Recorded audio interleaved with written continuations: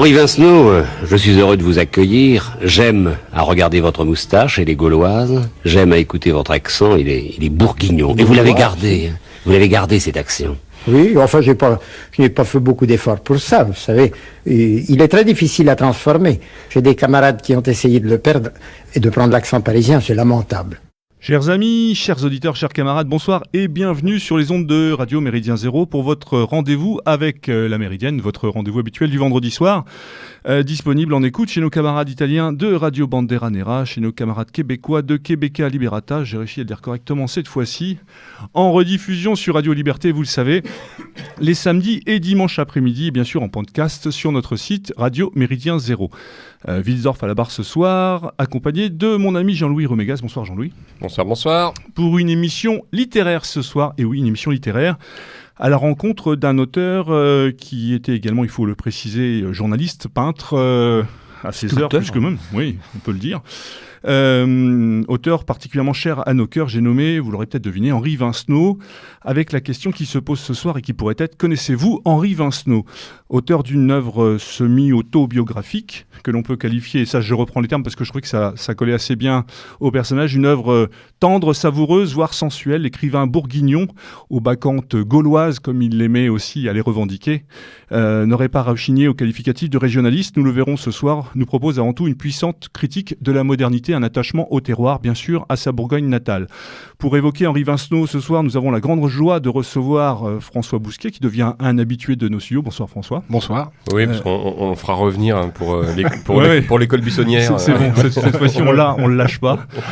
Donc François Bousquet, vous le connaissez bien sûr, rédacteur en chef adjoint de la revue Éléments, passionné de l'œuvre d'Henri Vincenot, auteur bien sûr de la droite buissonnière et autres putains de Saint-Foucault. Et néo-bourguignon. Et néo-bourguignon, voilà, en plus.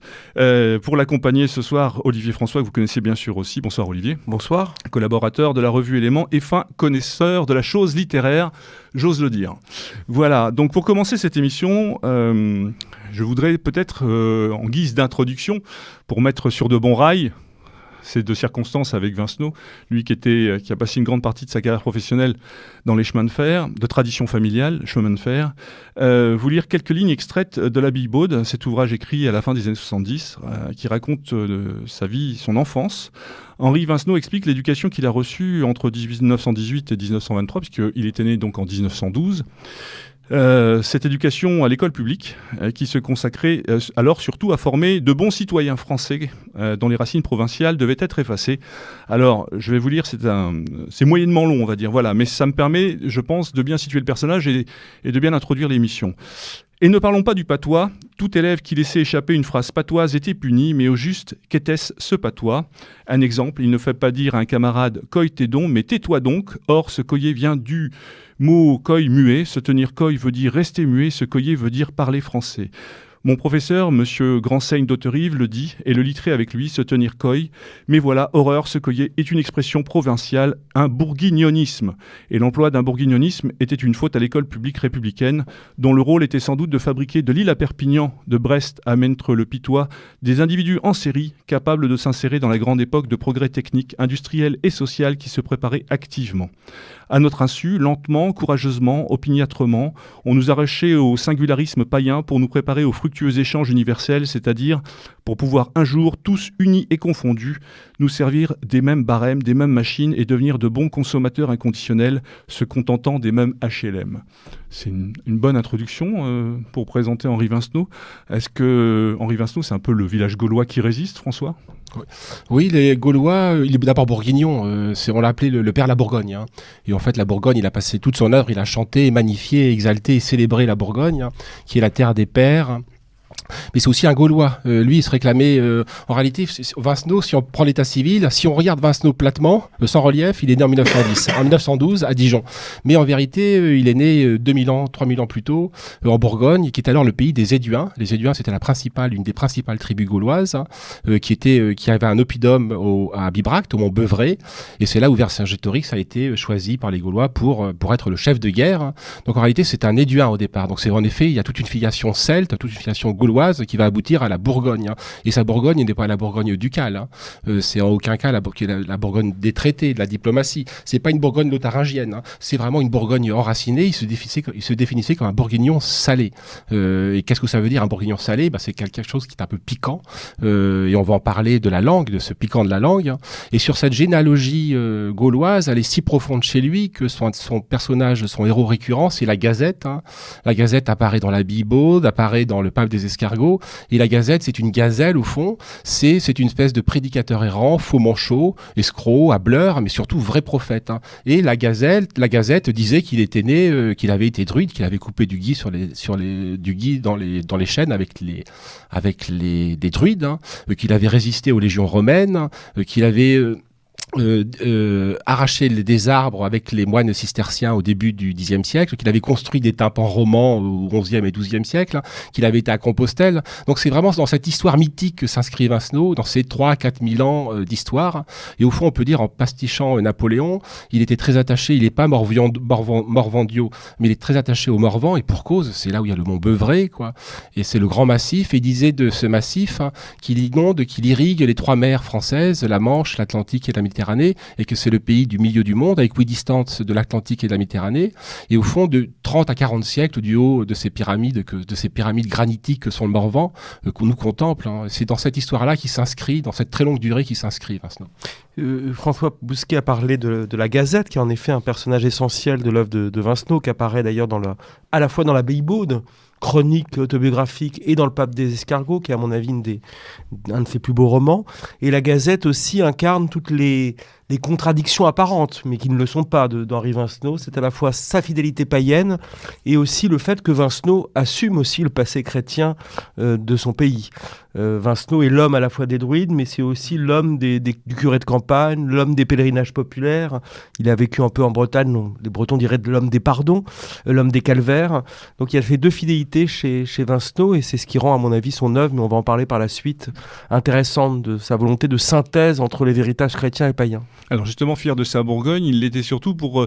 c'est une Bourgogne un petit peu particulière, c'est pas forcément celle qu'on connaît le plus, c'est pas la Bourgogne des vins, c'est ce qu'il appelle la montagne bourguignonne. Et il était attaché à cette montagne, revendiquant, pas un statut de montagnard, mais revendiquant justement au travers de cette ligne de partage des eaux, un attachement, une spécificité qui n'est pas forcément l'idée de la Bourgogne qu'on peut avoir de manière classique. Encore une fois, Vincenot, là, par sa bourgognité, je sais pas comment on pourrait le dire, par son identité Bourgogne, est un homme de la synthèse entre le nord et le sud, entre les Celtes et les Germains et les Romains même s'il est opposé aux Romains. Il y a une dimension syncrétiste chez Vincenot. Olivier l'a pointé, la Gazette dont on parlait entre dans les ordres parce qu'il ne peut plus être druide. Et en fait, les ordres monastiques et l'ordre cistercien n'est que le prolongement du druidisme et du celtisme. Il est pas burgonde. Le Burgonde est l'envahisseur malgré tout. En réalité, s'il y a un paradigme qui scande l'œuvre, c'est la guerre des Gaules. En fait, Vincenot n'a fait que résister à l'envahisseur. Et l'envahisseur, c'est le Burgonde. Et aujourd'hui, c'est le Progrès. Donc lui, il avait repris à son compte, mais c'est une polémique dont on n'a plus idée aujourd'hui, qui est une polémique que la Révolution a exacerbée entre les Francs, les envahisseurs francs, donc l'aristocratie franque, et les Gaulois. Lui se définissait comme un pétzouille gaulois. Donc la dimension gauloise est très profonde chez lui. Il est beaucoup plus pétzouille qu'aristocrate. Donc même s'il est fasciné par le château, on en reparlera, même s'il s'inscrit dans un courant agrarien qui a voulu faire une synthèse interclassiste entre le château, l'église et la ferme, il s'inscrit dans ce monde-là. Et le vrai pays d'origine de Vincenot, c'est l'Auxois. Et c'est le village de Commarin, où il y a un magnifique château à Commarin. Et évidemment, le fils du châtelain apparaît dans la Bibaude. Et il n'y a aucun ressentiment de classe de la part de Vincenot, donc il sympathise et il devient ami avec le fils du châtelain, mais son vrai pays c'est l'Auxois, la vallée de l'Ouche, c'est cette Bourgogne-là.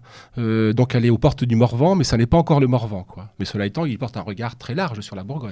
Le souci, c'est qu'en fait, la Bourgogne en tant que telle est difficile à saisir, en fait. Elle est difficile à saisir parce qu'elle est éclatée en pays très différents les uns des autres. tourné d'ailleurs vers des pôles, vers des centres de polarité qui sont totalement éclatés. Ouais, voilà. Plutôt Paris pour Lyon, je pense à Joigny, à Sens, mais même etc. plus bas jusqu'à Auxerre. Oui, on peut descendre pour ce jusqu'à qu'on Auxerre. appelle la basse Bourgogne. Tout à fait. La basse Bourgogne est tournée, ne serait-ce que par les fleuves, que par Lyon qui se jette dans la Seine, par la production du vin, de sel, etc. depuis le Moyen Âge, et tournée vers Paris. Le bois aussi. La côte, ce qu'on appelle la côte, c'est-à-dire cet espace entre Dijon et Beaune, auquel en effet généralement on identifie la Bourgogne, mais qui en fait fait 60 km grand maximum de long. Et ça, c'est la capitale des Ducs, c'est Dijon, quoi. Exactement. Et puis en effet, après, des périphéries qui sont en effet le Morvan, la Nièvre, et puis Mâcon après. Mâcon, c'est Lyon. Donc la Bourgogne est déchirée entre la région parisienne et la Franche-Comté. Et c'est vrai qu'il y a pas des. Bon, on peut trouver des régions qui ont une vraie unité en France. Quand je parle de régions, je parle pour le coup de régions administratives qui ont fini par rejoindre finalement ces régions comme des espaces vécus, qui sont des régions historiques, des régions naturelles. Je pense à la Bretagne, de ce point de vue-là. C'est vrai que c'est un beau symbole de région homogène. C'est vrai que la Bourgogne n'en fait pas partie, de fait, historiquement, et ce depuis très longtemps. Sauf qu'il y a ce miracle Vincenot. Oui. Il y a ce miracle, le père de la Bourgogne. Moi, j'ai fait pas mal de conférences en Bourgogne avec la fille de Vincenot, enfin comme spectateur. Et dans Lyon, les iconés, pour reprendre la terminologie départementale, se réclament de Vincenot, se retrouvent, se reconnaissent dans Vincenot. Je pense que c'est la même chose chez les Morvandiaux. Oui, alors il y a une dimension quand même aussi, parce qu'on parle beaucoup de la Bourgogne, et Dieu sait si la Bourgogne est importante pour Vincenot, cette Bourgogne gauloise et singulière qu'il défend dans ses œuvres. Mais je pense qu'il y a une dimension, non pas universelle chez Vincenot, mais une dimension dans sa critique et dans le monde qu'il évoque, qui peut toucher autant les Bretons que les Provençaux ou les Catalans. Car Vincenot est, à mon avis, le grand porte-parole, le tribun même, on peut le dire, pour reprendre ce que dit Mélenchon, qui dit c'est le tribun du peuple, le tribun de la paysannerie, en quelque sorte, chez Vincenot. Et quand on lit Vincenot, d'ailleurs, j'aimerais revenir, puisque son œuvre est essentiellement autobiographique, Vincenot, né en 1912, 2 ans avant la Première Guerre mondiale, qui est le début de la fin de cette civilisation paysanne dont Vincenot est le chantre.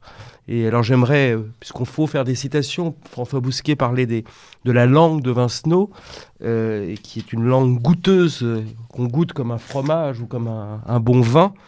Et j'aimerais lire en roulant les airs. En roulant des airs, mais je vais pas rouler les airs, mais lire cet extrait du Maître des abeilles, où qui illustre à quel point Vincenot n'est pas simplement un nostalgique, mais aussi voit exactement, il sait à quel monde il s'adresse et contre quel monde il combat. Chaque fois qu'il prononçait le mot « État », le mage se mettait debout, faisait un salut militaire grotesque, puis levant l'index droit, il dit d'une voix de prédicateur « Voilà ce que vous allez devenir, messieurs », il parle à des Parisiens. « Si vous vous laissez manipuler par les collectivistes, les théoriciens, les savants, bientôt on vous fabriquera des hommes dans des flacons sur commande, spécialisés dans l'œuf et dûment conditionnés dès l'enfance. Déjà on retire à vos femmes leur rôle maternel, déjà on les contraint à des travaux cycliques et asexués, déjà on limite votre travail à 1 ou 2 gestes, toujours les mêmes. Déjà on vous abrutit par la drogue, la politique et la spécialisation pour que vous soyez mûrs et fin prêts pour la banalisation. » Vincenot n'était pas un être banal, et s'il y a un être qui incarne le combat identitaire, terme parfois galvaudé aujourd'hui, c'est bien Vincenot. Vincenot défend son identité de Bourgogne, son être bourguignon, mais il défend aussi toutes, et on y reviendra peut-être dans le cours de l'émission, toutes les identités, tous les enracinements. C'est le grand écrivain identitaire, Vincenot. Il est même plus que le grand écrivain identitaire, c'est l'écrivain de l'identité. Olivier évoquait le cas breton, mais il a également chanté le Maroc, dans le sang de l'Atlas, avec la même... Il a fait son service militaire. Où il a fait son service militaire, où sa fille a enseigné à la fin des années 70, où il y est retourné. Il a vu le Maroc basculer. Donc les Berbères basculer dans la modernité. Il y a des dessins magnifiques dans les années 70 de Vincenot. On dirait des traits à la Daumier. C'est d'une beauté, les Arabes dans le désert. Donc il a célébré l'identité où qu'elle se présente. Et je veux pas... le mot est d'Olivier François, et je me remets de le citer, mais c'est Olivier qui me l'a jeté. C'est moi, ça m'apparaît comme une évidence. C'est un écrivain ethno-différentialiste. C'est ton mot, mais je le reprends à mon compte. Même si le mot ethno-différentialiste, parfois... Mais sans aucune dimension, il n'y a pas de lecture raciste chez Vincenot. Il y a une lecture identitaire. Alors évidemment, il y a un peu d'ethnos dans cette lecture identitaire, mais d'abord culturelle. Donc le limiter à un écrivain régionaliste, ce serait en fait beaucoup trop... ce serait limiter son œuvre et on va bien au-delà du simple fait régionaliste. En gros, Vincenot, c'est pas l'école de Grive. C'est-à-dire que c'est pas une nostalgie pour amateurs de folklore. Il y a, quand on lit Vincenot, d'abord je pense une grande joie qui se dégage. On en parlait d'ailleurs hors antenne tout à l'heure. Une joie parce que Vincenot est quelqu'un qui est heureux de toucher la motte de terre, de goûter un bon vin, de manger un bon fromage, de toucher sa femme, de lui faire l'amour. D'ailleurs, il y a des pages, à mon avis, parmi les plus belles pages de la littérature française écrites sur les femmes et sur la sexualité. Le terme sexualité a quelque chose de médical aujourd'hui, mais sur l'amour charnel, Vincenot est aussi quelqu'un qui parle de cela et ça touche évidemment tous les cœurs et tous les lecteurs. Et de ce point de vue-là, oui, il y a quelque chose, j'aime pas le terme universaliste, mais il y a quelque chose d'universel chez Vincenot. On peut reprendre le mot de Marc Aurèle, que je ne dise pas de bêtises, c'est si je suis romain, ma cité, ma patrie, c'est Rome. Si je suis humain, c'est le monde. Donc chez Vincenot, il y a ça. Mais évidemment, ça part et ça revient toujours à la Bourgogne. Et sans aucun intellectualisme. C'est un écrivain barésien, fondamentalement barésien, la terre et les morts, les arbres et les astres, les courants telluriques et les courants cosmiques, le syncrétisme qu'évoquait Olivier, c'est-à-dire le va-et-vient entre le paganisme et le christianisme, mais sans philosophie, sans intellectualisme. Mais c'est d'abord l'identité qu'il a chanté. Et ce qui l'effondre, c'est la disparition de l'identité, c'est l'espèce de fusion dans l'indifférenciation qui nous guette et menace tous. C'est le passage que lisait Olivier, mais on va en parler, c'est qu'il y a tellement de Vincenot, il y a un Vincenot anarchiste, il y a un Vincenot conservateur qui est très agrarien, c'est celui du maréchal paysan, mais il y a cette critique du progrès, je vois en lui un précurseur. Il y a des prémonitions et des fulgurances sur l'écologie, sur la décroissance, sur le ludisme. Il ne sait pas ce que c'est le ludisme, il ne sait pas qui est King Lud, il ne sait pas qui sont ces ouvriers, ces artisans qui vont détruire la machine à tisser au 19e en Angleterre. Pour autant, ces personnages, en particulier un livre qui s'appelle Les yeux en face les trous, qui est sorti en 1959, où c'est un manifeste de l'écologie, où tout y est, il y a tout jeté. La décroissance, la critique du progrès. C'est le Club de Rome 30 ans à l'avance. Ou Pierre Rabhi. Ou Pierre Rabhi, avec une violence qu'il n'y a pas chez Rabhi. Oui. Il y a une violence assumée, il y a une violence qui n'est pas révolutionnaire. Il y a un côté moins kouchnérien que chez Pierre Rabhi, en quelque sorte.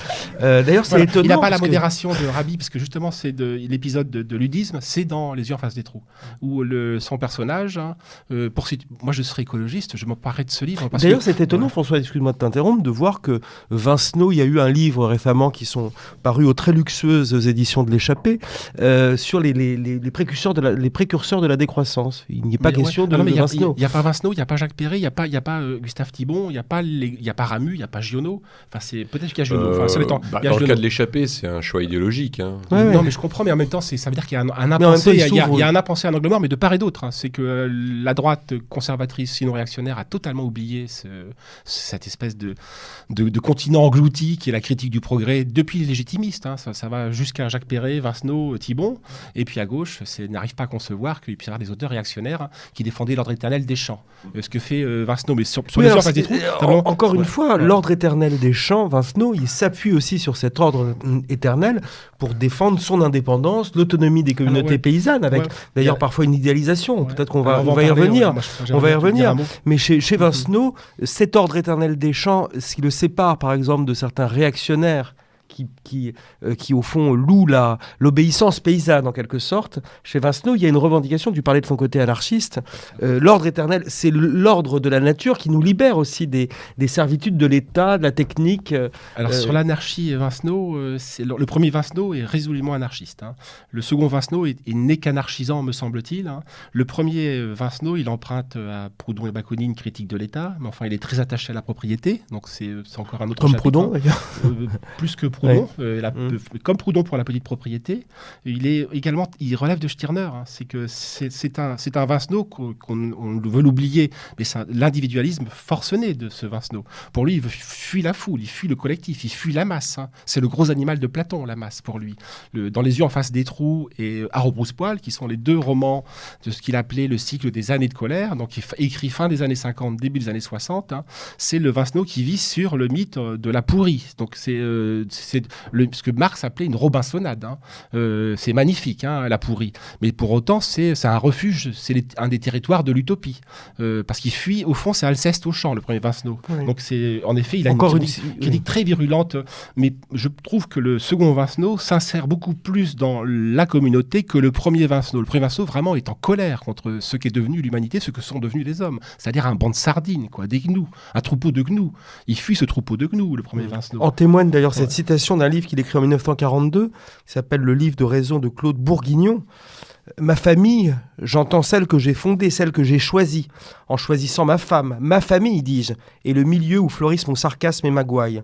Contrairement à bien des hommes qui réservent leurs esprits pour l'auberge et le magasin, en ne gardant que leur hargne pour leurs proches, je suis mordant et reprenant avec l'étranger, l'inconnu. Et il insiste beaucoup dans ce livre de 42, donc du jeune Vincenot, il a 30 ans quand il l'écrit, sur en dehors de sa petite communauté familiale, le monde est ennemi. Que ce soit le monde de la patrie, le monde de l'Église. Il est antimilitariste. Le premier Vincenot, il est antimilitariste, évidemment pacifiste, mais ils le sont tous. Giono est pacifiste. Tous les grands auteurs ruraux sont pacifistes. Il va écrire un livre, il est tellement pacifiste qu'il en devient germanophile. Il va sympathiser pendant la guerre avec un professeur d'allemand. Il tirera un livre merveilleux qui s'appelle Walter se Bosch, mon ami, qu'il écrira après-guerre. Donc vraiment, il prend À rebrousse-poil, qui est le titre de son second livre, qui retrace l'expérience de sa fille, enseignante dans la banlieue parisienne, qui est là encore, on dénonce les dérives de l'éducation nationale, mais il y a un demi-siècle, Vincenot les avait pointés et énumérés. C'est un dévastateur à rebrousse-poil, mais il est vraiment à rebrousse-poil. Et dans la préface de Je fus un saint, qui retrace donc sa scolarité, et c'est une scolarité chrétienne, il dit la phrase suivante, sous Calvin, je suis papiste, sous Richelieu, je suis parpaillot, non pas par esprit de contradiction, mais par amour de l'équilibre. Et toute sa vie, il va prendre à rebrousse-poil les idéologies dominantes, la doxa dominante, comme je l'ai dit dans un premier temps, sous un mode, sous celui d'Alceste et du misanthrope. Donc c'est un premier Vincenot auquel il y a un second Vincenot qui est beaucoup plus réconcilié avec l'homme, et qui s'insère dans la communauté paysanne. Alors, pour remettre un petit peu les choses d'un point de vue biographique, l'enfance de Vincenot est essentielle, elle est fondamentale, notamment dans son rapport avec ses grands-pères. Et son enfance donc dans la région de Dijon, en Bourgogne, et ce contact avec la nature, là il apprend véritablement, en fait il y a la matrice, tout est là dans ce qui va déterminer ensuite son œuvre littéraire, la vie de la nature, la faune, la flore, l'apiculture, la chasse, qui seront des thèmes importants dans la plupart de ses romans. Et il parle de cette logique de transmission. Et en fait, on se rend compte, quand on écoute certaines émissions dans lesquelles on peut encore retrouver la voix de Vincenot, il insiste lourdement sur cette logique de la transmission, dans ce qui vient notamment dans son rapport à ses deux grands-parents, qui détermineront notamment aussi ses choix professionnels, notamment quand il rentrera au chemin de fer. Mais la nature, c'est quand même le centre essentiel, ce rapport à la nature, et de son grand-père qui lui dit « Moi, je vais t'apprendre ce qui est important et ce qui est nécessaire pour vivre. Tout le reste, en fait, est secondaire. » Et on retrouve dans l'œuvre de Vincenot ce rapport à la nature, cette manière de connaître les animaux, les différentes plantes, savoir qui, quoi, comment. Et il fait ce constat amer aussi de se rendre compte que tout ça a été perdu. Et aujourd'hui, il le dit à la fin de sa vie notamment, et quand il recevait des jeunes des classes environnantes qui venaient le rencontrer, il constate avec effroi que tout ça s'est perdu en fait. Qu'est-ce qu'on peut dire de cette importance de ce rapport à la nature et de cette logique de transmission chez Vincenot ?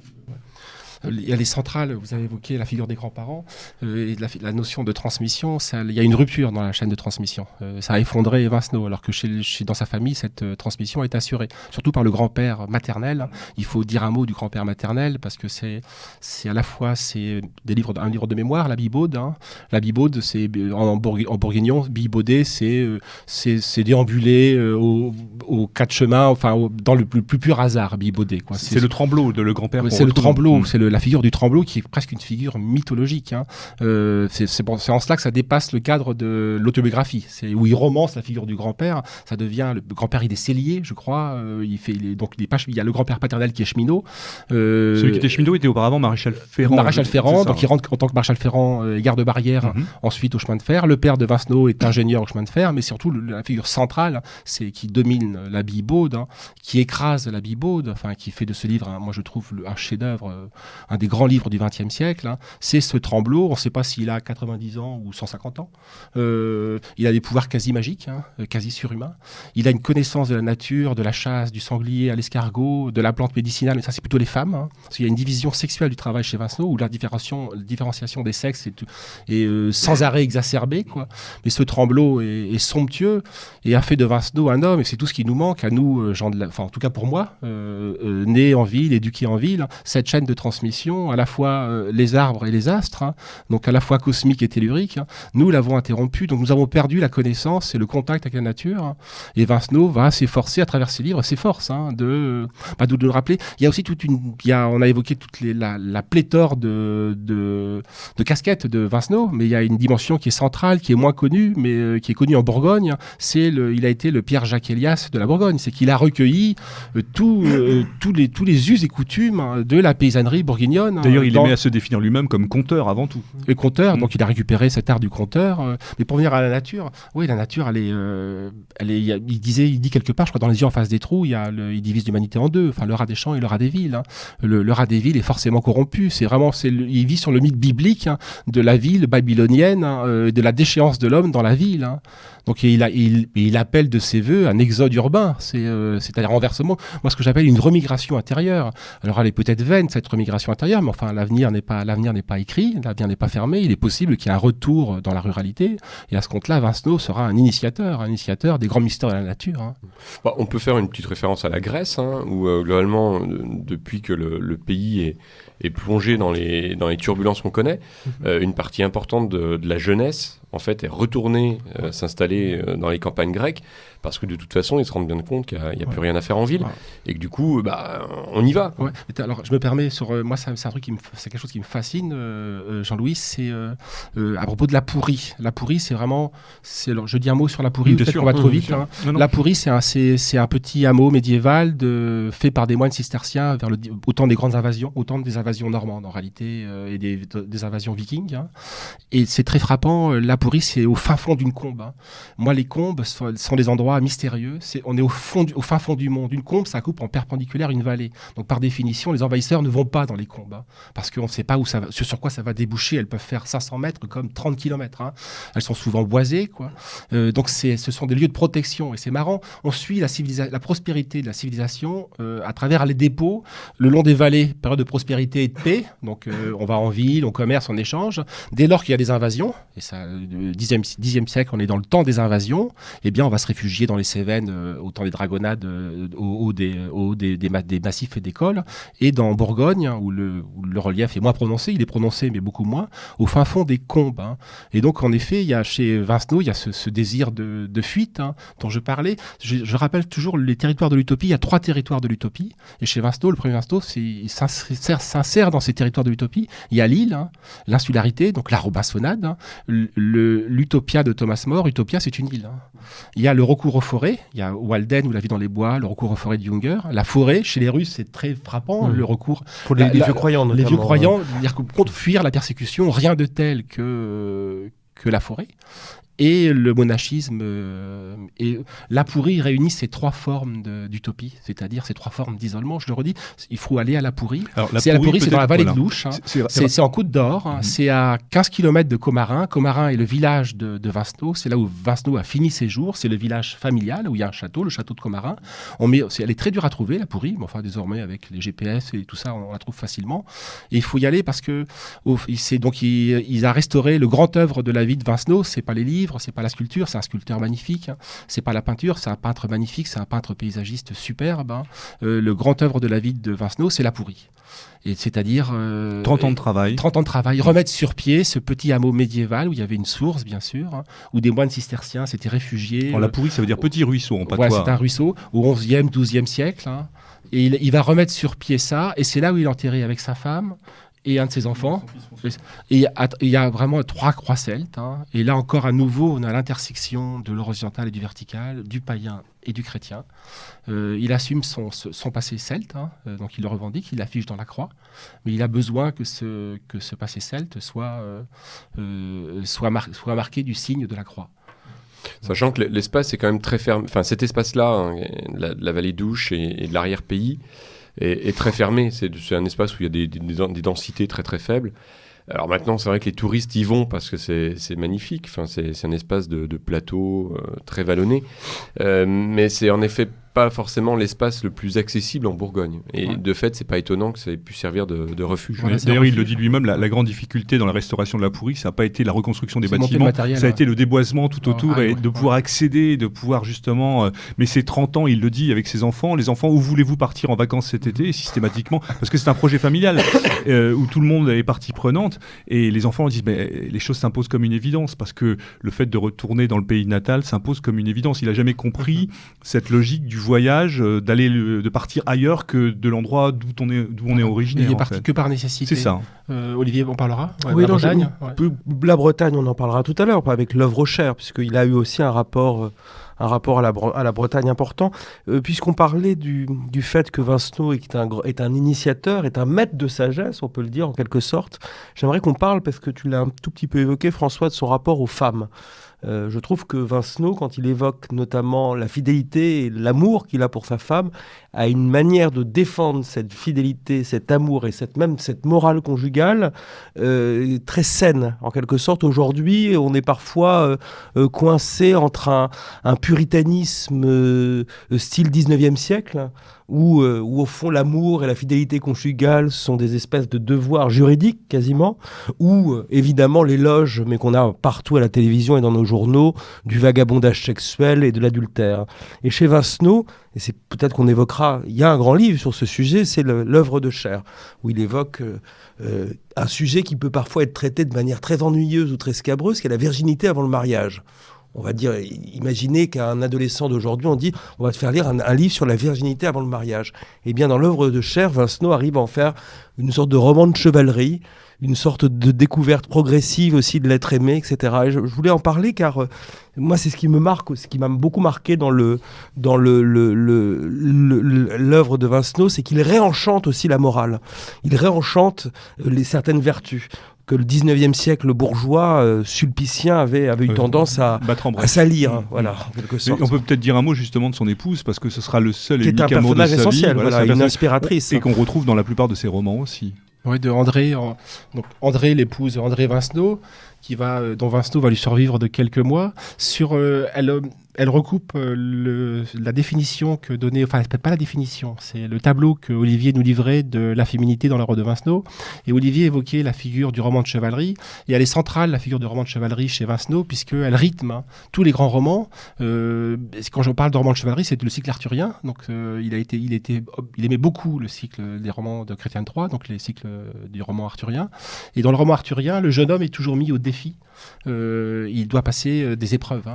Tous les rites de passage du jeune homme, ce sont des épreuves où il doit tester sa virilité, son sens de l'honneur, et bien sûr sa fidélité, l'amour courtois, la fidélité et l'amour qu'il réserve aux femmes. Et la femme, André Vincenot, va être centrale. Il disait, de mémoire, que la situation soit exacte, il disait de André Vincenot qu'il n'était séparé d'elle que par 10 cm de taille.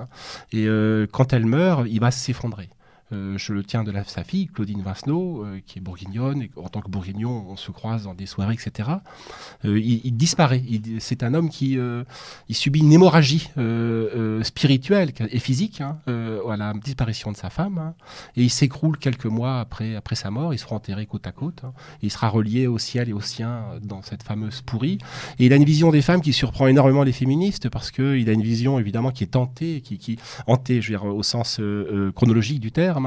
Qui est pré-féministe, c'est que la femme, il y a vraiment ce que j'évoquais, il y a la différenciation sexuelle induit une division du travail sexuel, une division du travail domestique. On est dans une société qui n'est pas mécanique, donc il n'y a pas cette grève technologique qui permet aux femmes de rattraper leur déficit physique vis-à-vis des hommes. Donc l'homme est sans arrêt tourné vers l'extérieur. Les femmes ne s'assient jamais à table, on est comme en Corse en fait, les femmes ne s'assient pas à table, ça ne les dérange pas. Et Vincenot montre quel est le rôle de la maîtresse de maison, c'est parce qu'elle ne s'assied pas à table et qu'elle est la maîtresse de maison. En réalité, on prend ce qu'on prend pour de l'infériorisation, le fait que la femme ne soit pas parmi les convives, hein, eh bien non, c'est au contraire, c'est parce que la femme tient les clés du fourneau, quoi. C'est vraiment la maîtresse de maison. Et je trouve qu'Olivier parle. Alors après, évidemment, il y a l'amour, hein, et je n'ai rien à ajouter à ce que dit Olivier. Il en parle magnifiquement.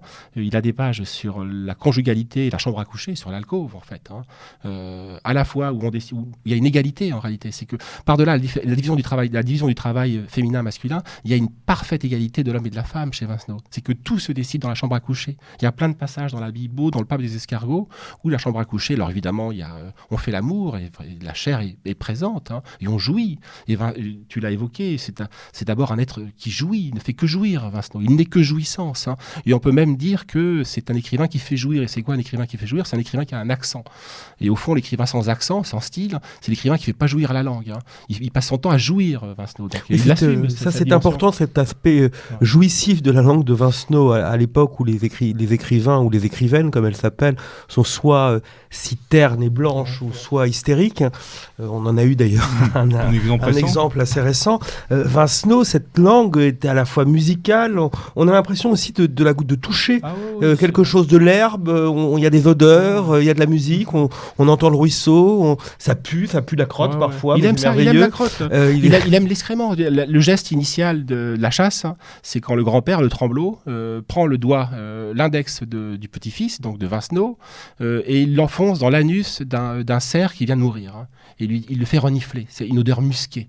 Il a des pages somptueuses sur l'excrément de l'animal. Hein. Parce que ce qui d'ailleurs est vrai, parce que la glande est en effet assez proche de l'anus. Donc, du coup, le musc, en effet, c'est exact. Ouais. Pour revenir sur la jeunesse, et notamment, on a vu que c'était quelqu'un donc des études relativement brillantes. Lui, il n'avait pas d'ambition. Il le dit d'ailleurs lui-même dans sa vie. S'il y a bien quelque chose, c'est qu'il n'est pas ambitieux. Il n'a pas d'ambition particulière. Ses professeurs et ses instituteurs vont le pousser. Et il y a quand même un paradoxe, c'est que aujourd'hui, ça peut sembler, voilà, mais il est diplômé d'HEC. Pour quelqu'un attaché à des valeurs simples, à des choses évidentes, à un rapport à la nature, diplômé d'HEC, et là on passe dans quelque chose, des logiques de marketing, un rapport à l'argent, des choses comme ça. C'était dans les années 30.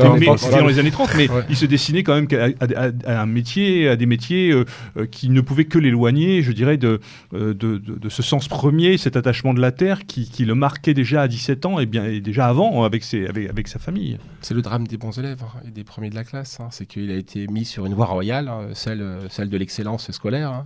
Mais il va s'en défaire rapidement. Il ne vient à Paris que parce que je crois que c'est le fils aîné ou un des enfants est affecté d'une surdité profonde. Donc les seuls hôpitaux. En fait, le fils aîné était sourd, avait des grosses difficultés, donc ils sont obligés de monter sur Paris pour justement trouver un traitement et que le fils puisse recevoir le suivi lié à son handicap. Ouais. Il va trouver rapidement sa voie, corrigez-moi, sa voie professionnelle, puisqu'il va donc intégrer la vie du rail, où il va donc inventer un personnage dont le nom m'échappe, le professeur Lorgnon. Juste pour remettre les choses, en fait, il rentre dans les métiers. Donc, il est, je crois, rapidement, donc il quitte cet environnement mercantile lié à ses études commerciales. Il rentre par un peu atavisme familial dans les chemins de fer, mais passionné par le rail et tout ce qui s'y rattache. Et il devient rapidement adjoint, sous-chef à la grande fierté de ses parents et de son grand-père, je sais pas comment on appelle ça, d'une chef de gare. Voilà, chef de gare, cherchez le mot.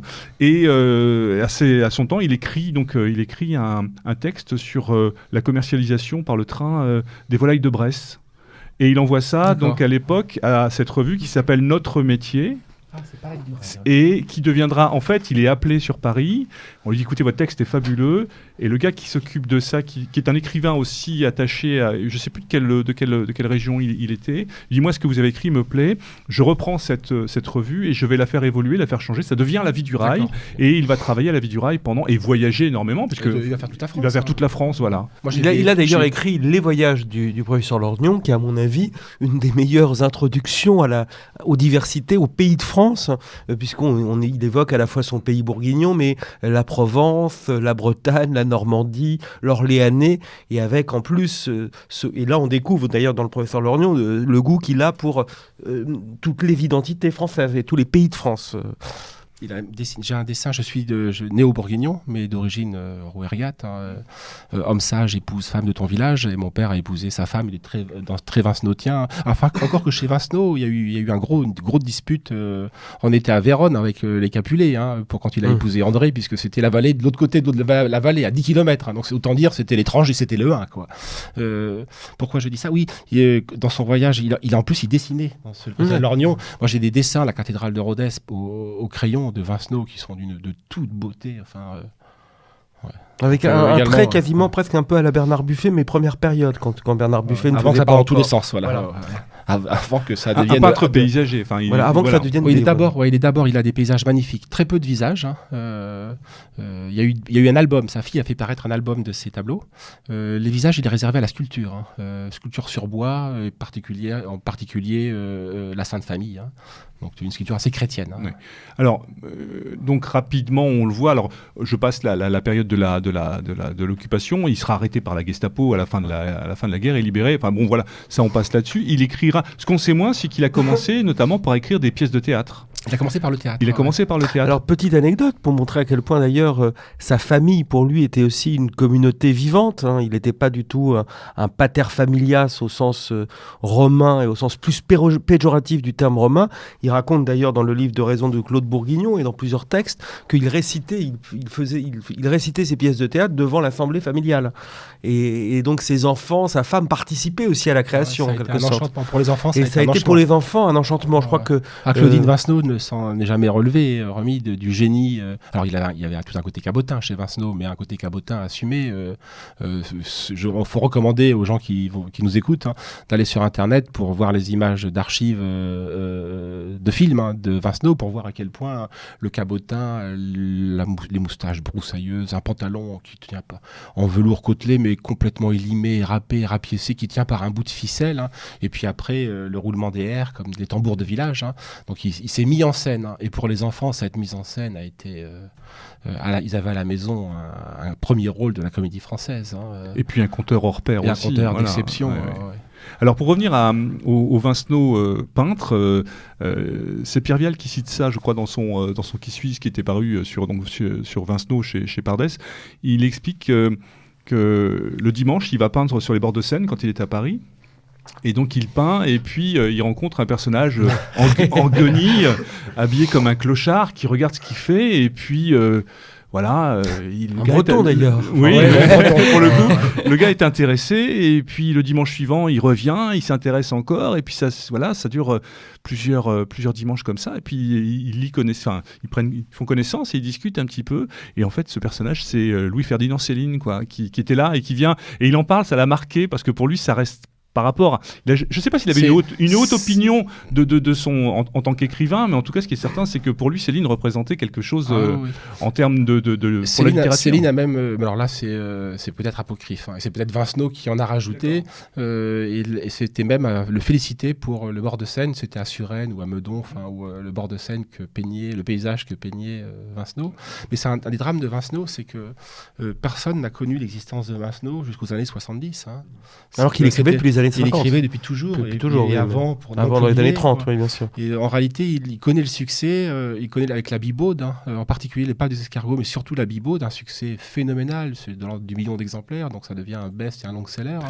Dans les années 70, si je dis ça, c'est que c'est le drame de l'écrivain qui est confronté, qui n'a pas le retour de l'autre, qui n'a pas le confrère ne dresse pas l'éloge. Il ne sait pas ce qu'il vaut comme écrivain, Vincenot. Il le sait, il a des certitudes intérieures, mais ces certitudes-là ont toujours besoin d'être corroborées, confortées par le jugement de la société littéraire. Et paradoxalement, d'ailleurs, le succès de Vincenot a étouffé aussi son œuvre. Chez les snobs, Vincenot, ce n'est qu'un écrivain de best-seller, alors que quand on le lit, moi, quand je l'ai découvert, j'étais absolument ébloui, évidemment. Mais ça lui a fait du bien. Ça lui a fait le plus grand bien. S'il n'avait pas le téléphone dans le village, quand Pivot, il est passé 7 fois chez Pivot, donc à part Jean d'Ormesson, aucun écrivain n'est passé aussi souvent chez Pivot. Et chez Pivot, c'est le Beaujolais, mais on n'est pas si c'est la vallée de la Saône, il y a aussi un côté bourguignon. il y a un côté bourguignon. Il était quand Pivot, la secrétaire de Pivot l'appelait, donc on appelait le grand-père ou la grand-mère qui allait prévenir au bas du village Vincenot et prenait le train pour aller à Paris. Et ça lui a fait quand même le plus grand bien que son génie littéraire soit reconnu au niveau national. Et ça s'inscrit dans une... Il y a une pléthore de chefs-d'œuvre à ce moment-là. Au milieu des années 70, c'est vraiment le moment où la France prend la mesure de l'acte d'essai de la société paysanne. Il y a le livre d'Henri Mandras, La fin de la société paysanne, 68-69. C'est un livre plutôt d'ethnologue et de sociologue. Mais Pierre-Jacques Elias. Il y a aussi une dimension ethnographique chez Vincenot, mais pour la Bibaude, c'est les mémoires. Il y a le Hors-Saint, il y a le Cheval d'Orgueil. Il y a le livre qui est un chef-d'œuvre, l'histoire de la France rurale de Georges Duby et de Vallon, je ne sais plus comment. On peut citer Bernard Clavel aussi. Il y a Clavel, il y a d'autres, mais c'est dans ce contexte-là que la Bibaude est reçue, c'est-à-dire elle est vraiment reçue comme la fin d'un monde. Hein. Mais ce qui est original. Enfin, c'est pas étonnant parce qu'en effet, c'est finalement une des conséquences paradoxales de mai 68. De ce réintérêt, parce que les années 70, c'est aussi le moment où la généalogie explose littéralement. Dans les années 73, 74, 75, on a une création de sociétés généalogiques et d'associations généalogiques qui est absolument phénoménale. Et sur un retour de la mémoire, en effet, de cette mémoire-là. Alors, c'est vrai qu'il y a ce côté pessimiste. Tu as raison, François, sur le fait, à un moment, de la prise de conscience, en effet, que cette société est en train de mourir. Il n'y a pas que ça chez Vincenot. Mais voilà, mais en même temps, il y a un vrai intérêt qui n'existe pas dans les années 60, où en effet on est à fond dans les 30 Glorieuses, la modernité, et dans les années 70, il y a ce retour. Il y a une soif de racines, parce que des Français déracinés se rendent compte qu'ils ont besoin des Européens. Hein, donc il y a les arbres généalogiques, hein, il y a toutes les recherches, les créations d'associations autour de ce qu'on appelle le petit patrimoine, les moulins, etc., les calvaires, ce que fait Vincenot, c'est l'œuvre de Vincenot. Mais chez Vincenot, il y a un constat. Le constat, il scande l'œuvre. Hein. Moi, j'ai toujours... il y a le film de Patrick Buisson sur auquel tu as participé. J'ai participé dans le choix des textes, sur l'effondrement de la ruralité. Et il y a un passage de Vincenot tiré du Pape des Escargots où la Gazette va de village en village. C'est la Gazette. Donc, il apporte les nouvelles de village en village. Il n'y a pas de radio. Il y a une radio dans un village. Hein. Et il annonce que c'est comme les morts de la Grande Guerre. Hein. Il dit l'Anatole, McCormick. Hein.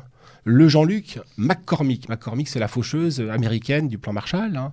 Le Grégoire, McCormick. Et il égrène, en fait, c'est une mise à mort par la faucheuse. La faucheuse mécanique, c'est la grande faucheuse. Elle tue les campagnes. Hein. Donc chez Vincenot, il y a tout ça. Il voit quand même, malgré tout, qu'il y a un monde qui disparaît. Il y a une situation rurale et paysanne qui disparaît. Et il en est le greffier. Le greffier croustillant, inspiré, poétique, mais malgré tout, le greffier. Alors, simplement, lui, il aspire...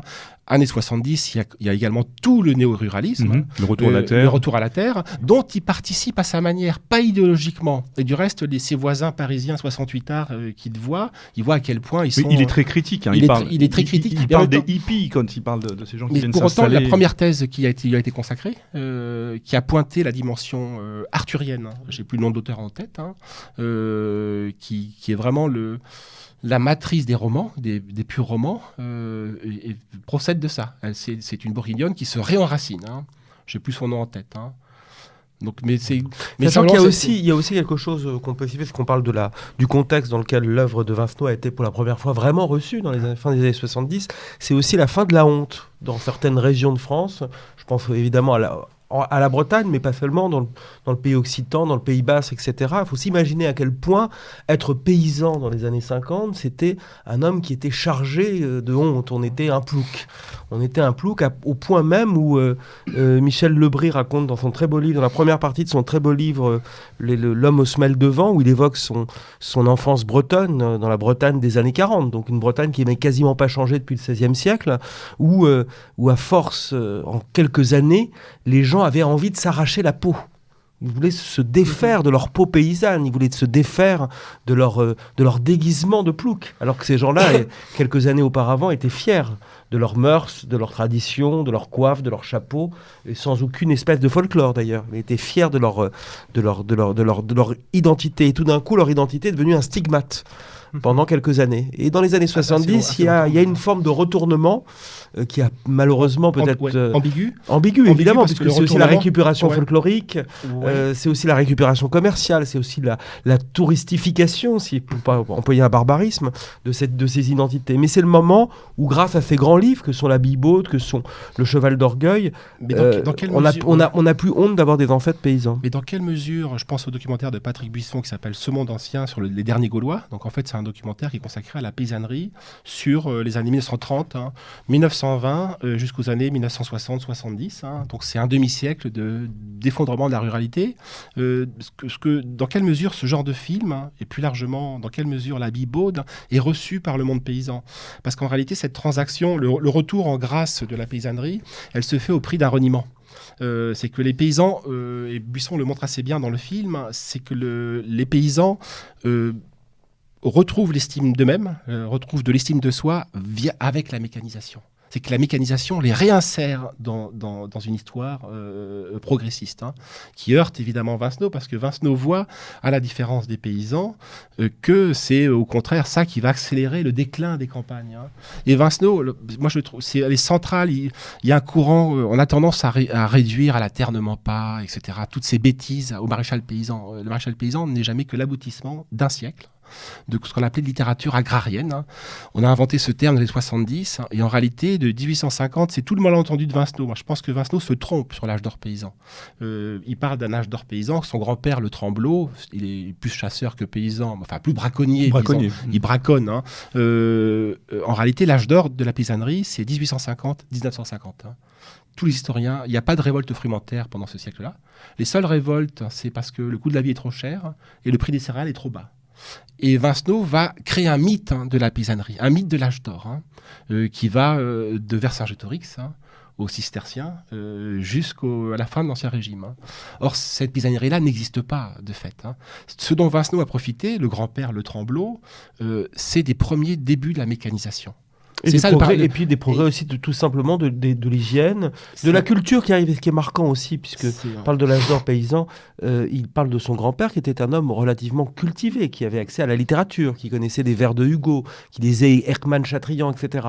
Et c'était un moment d'équilibre entre certains effets bénéfiques, si je puis dire, de la civilisation, entre guillemets. Vincenot n'en fait jamais l'aveu. Il y a les colporteurs qui viennent. Il y a les colporteurs, et qui sont toujours ambigus, puisque les colporteurs de livres, bien sûr, livres qui introduisent Hugo, etc. Et la République, via la syndicalisation, l'esprit républicain entre dans les campagnes. Mais Vincenot n'en fait jamais l'aveu. C'est qu'il y a cet âge d'or est un âge très ambivalent. C'est qu'en réalité, c'est le Second Empire. L'âge d'or véritablement de la paysannerie française, c'est ce que racontent Duby et Vallon. Je cherchais le nom Vallon dans l'histoire de la France rurale. C'est la fin de la France coïncide avec le Second Empire. Le Second Empire, c'est quoi? C'est le réseau ferré, c'est les canaux. Et c'est les routes, c'est le système routier. Et ça permet un énorme échange agricole à l'intérieur de la France. Il y a un vrai désenclavement, c'est le moment où il y a un marché national qui se met en place. Il y a un marché national qui se crée, voilà. Et grâce à la mécanisation. Mais c'est une mécanisation qui est contrôlée, quoi. Il y a le problème des importations. Il va y avoir les lois Méline, donc il y a des lois protectionnistes 1890 qui vont protéger la paysannerie, et se développe un modèle qui est unique, qui est français. De protectionnisme solidaire à la mer.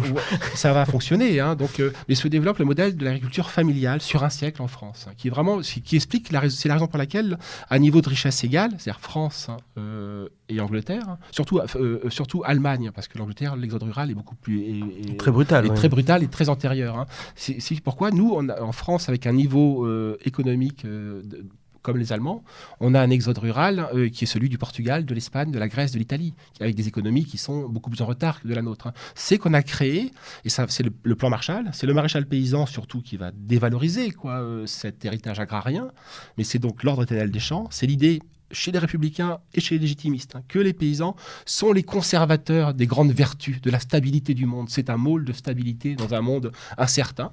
Et c'est le père d'Emmanuel Leroy-Ladurie, autre chef-d'œuvre, années 70, Moncaillou, village occitan, immense best-seller. Il retrouve les archives d'un village occitan et il y a une demande identitaire des Français. Eh bien, le père de Leroy-Ladurie, ministre du maréchal de l'agriculture, est un des grands théoriciens de l'agrarisme. Il y a eu cette idée pendant un siècle qu'il fallait surtout éviter l'hémorragie des campagnes et de la ruralité. Et évidemment, 44 et surtout le plan Marshall. Le plan Marshall et aussi une certaine idéologie aussi, il faut le dire, chrétienne de gauche, des démocrates chrétiens, qui, par honte de leur compromission parfois avec ce qu'ils considéraient comme une compromission avec certaines idées agrariennes de l'État français, se sont battus la coulpe et sont partis à fond dans l'éloge de la mécanisation à outrance, dans le progressisme. Quelqu'un qui en parle très bien d'ailleurs, qui vient pourtant du persénisme chrétien, c'est Bernard Charbonneau, qui évoque ce crime des démocrates chrétiens, ce crime envers la paysannerie, qui se sont vraiment comportés comme des missionnaires de la modernisation dans les pays français. La JAC, Jeunesse agricole. La JAC, voilà. La JAC, chrétienne ou catholique ? Chrétienne, merci. Depuis la Bretagne, avait lancé ce mot d'ordre. La charité doit se faire technicienne. Année 1950. La charité doit se faire technicienne. Et la JAC avait mis sur pied, en miniature, à échelle réduite, une petite ferme moderne sur une roulotte. Et ils ont fait un tour de France des exploitations pour montrer ce qu'était le formica, le tracteur, le McCormick, sans percevoir que c'est ce que pointe Vincenot, c'est que pour un McCormick, c'est 10 faucheurs en moins, c'est 100 faucheurs en moins, c'est toute une économie rurale qui s'effondre. Il ne s'agit pas de... Alors, il y a des excès anti-progrès chez Vincenot, et je le redis, il ne veut pas prendre la mesure que le monde qui célèbre, en fait, ne tenait que grâce au début, à l'amorce de la mécanisation, avec des voies fluviales, etc., quoi. Où voulais-je en venir ? En tout cas, il pointe cette espèce de mécanisation qui tombe sur les campagnes et qui va les vider, quoi. Ouais. Oui, d'ailleurs, il y fait fréquemment référence, mais je voudrais revenir au Vincenot des années 50, parce qu'en fait, on a évoqué la Billboard, effectivement, les années 70, je crois que c'est 77 ou 78, quelque chose comme 78, ça. Ouais, c'est ça. Et le premier passage apostrophe, c'est 76. Il y a quand même, entre le début des années 50, où il reçoit un prix pour une pièce de théâtre, je ne vais pas dire à son corps défendant, mais pas loin, et là, tout de suite, il est récupéré. Donc, il signe un contrat avec De Noël pour 7 romans, et son premier ouvrage, Je fus un saint, on en a parlé tout à l'heure, en 52, mais... Entre 52 et 76, il y a quand même quelque chose. Alors, c'est pas une traversée du désert, mais il y a cette vie. Et c'est pour ça que la vie de Vincenot, comme son œuvre, c'est une espèce d'éloge de la lenteur, en fait. Est-ce qu'on... Enfin, ça me vient comme ça, mais est-ce qu'on peut parler un peu d'éloge de la lenteur ? Dans tous les cas. Est-ce que la paysannerie, en tout cas cette vie de la campagne, c'est aussi cet éloge de la lenteur aussi, et antérieur à sa mécanisation. Absolument. Oui, c'est la création du temps lent, quoi, du temps qui se dilate. Et l'œuvre, en effet, se dilate dans la longueur. Et elle est marquée par quelques grands livres, quelques grands chefs-d'œuvre prophétiques de l'écologie, fin des années 50, début des années 60. Moi, je trouve le premier livre que j'ai découvert de Vincenot, c'est Les yeux en face des trous, qui est un livre... qui est sidérant. Il faudrait extraire de ce livre, il y a la matière à un traité d'écologie politique dans ce livre, il y a la matière à un traité de décroissance, il y a la matière à un traité de ludisme. Il y a un regard d'ailleurs aussi, parce que je l'ai un peu en tête, ce livre, il y a un regard aussi sur les effets de l'immigration, puisqu'il rencontre à un moment donné des travailleurs immigrés, avec lesquels d'ailleurs il entretient des relations relativement fraternelles, mais il voit en même temps que ce sont des déracinés, quelles des conséquences peuvent avoir le déracinement aussi sur les sociétés. Le déraciné est un mort vivant, ouais. Et simplement sur l'écologie, pour dire aux auditeurs, dans Les yeux en face des trous, c'est une compagnie, le héros principal est un ancien foreur de pétrole. Il travaillait je ne sais où en Amérique latine. Et il est revenu en Bourgogne en tournant le dos au progrès et au pétrole.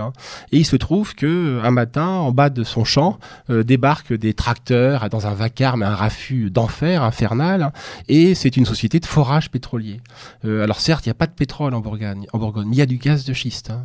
Et il est étonnant de relire avec les yeux d'aujourd'hui, avec donc notre perception du gaz de schiste, de la menace que fait peser le gaz de schiste sur les territoires, de relire ce roman à la lumière du gaz de schiste. Il n'y a rien à changer, sinon pétrole par gaz de schiste. Mais au fond, c'est la même chose. Et c'est le grand-père dans Les yeux en face des trous, il célèbre une civilisation des débuts du néolithique en réalité. Donc à la limite, elle est pré-agricole. C'est une société de pré-cultivateurs. Et il va en effet à Paris, où Paris c'est la ville où il s'engouffre, c'est la citadelle de déperdition. C'est Babylone. C'est Babylone, pour retourner à la campagne. Mais Les yeux en face des trous, c'est à lire. C'est que le Bourguignon, pour Vincenot, a les yeux en face des trous. C'est-à-dire qu'il voit le progrès pour ce qu'il est. Le progrès nous dévore. Il s'agit pas de l'évacuer, de l'occulter totalement, mais il finit par nous dévorer. La machine finit par faire de nous des automates. Hein. Et il y a un geste de ludisme dans les yeux en face des trous, et je le redis, c'est un ludisme de la même manière que Monsieur Jourdain faisait de la prose sans le savoir. Vincenot se réclamait de King Lud, donc le destructeur des premières machines à tisser en Angleterre. Hein. Et son personnage à Paris, qui est en exil, hein, parce qu'il est poursuivi par la police en Bourgogne, hein, rentre dans une usine où il y a une pointeuse. Hein. Et la découverte de la pointeuse... Ça, il en parle dans la Bible aussi. Oui, mais dans son premier emploi, ce rapport à la machine avec la pointeuse. Mais la pointeuse, c'est un épisode central chez lui. Ça recoupe ce que vous pointiez, c'est le terme n'est inadéquat, ce que vous soulignez, c'est l'inscription dans le temps long, quoi. Dans un temps qui n'est pas géométrique, qui n'est pas arithmétique, qui n'est pas encadré, quoi. Et il fait sauter la pointeuse, hein, parce que la pointeuse est une offense. Hein. Vincenot n'arrive pas à comprendre. Au début, il pense que c'est une plaisanterie. Il ne croit pas. Il n'y croit pas. On dit mais comment pointer, et pour lui, c'est le stade ultime de l'avilissement de l'individu à la machine. La dépendance. C'est un constat c'est le premier Vincenot, c'est pour ça que je le comparais à Alceste. Hein. Et le premier Vincenot est un peu désespéré. Il ne comprend pas que son compagnon bourguignon, son frère bourguignon, quoi, qui a résisté aux légions de César, hein, se soumette à ce point-là et avec une telle complaisance, avec un tel consentement à la domination de la machine, à l'encadrement par la machine. Hein. Donc d'où l'épisode drôlatique, hein, de la pointeuse qui... Avec encore une fois, outre son opposition à la modernité, l'aspect libertaire, le côté libertaire de Vincenot. J'ai encore une citation du livre de raison de Claude Bourguignon. Il suffit qu'un écriteau m'interdise une chasse, une pêche, un passage, pour qu'aussitôt mon poil se rebrousse, pour que mon œil pétille et qu'une petite avant-joie me pousse à siffloter gaiement, comme à la perspective d'un beau moment à passer. Ou bien que le garde champêtre affiche un papier sur le mur du café, et aussitôt j'en prends le contre-pied, même avant d'en prendre connaissance. Il y a un instinct chez Vincenot aussi de dénoncer les ordres artificiels, en tout cas. Et l'ordre de la société industrielle, pour lui, s'oppose au rythme lent et au rythme naturel. Au rythme de la géologie, au rythme astral et cosmique, hein, qui commande la vie du paysan. Qui veut ouïr chanson, chansonnette nouvelle, chanteur rossignolet. Qui veut ouïr chanson, chansonnette nouvelle. C'est d'un jeune garçon et d'une demoiselle, chanteur rossignolet. C'est d'un jeune garçon et d'une demoiselle. On fait l'amour 7 ans sans rien en dire, chanteur rossignolet. Mais au bout de 7 ans, le galant se marie au jardin de sa mère. Il y a un buisson d'ortie, chanteur rossignolet. On a fait un bouquet pour porter à sa mère.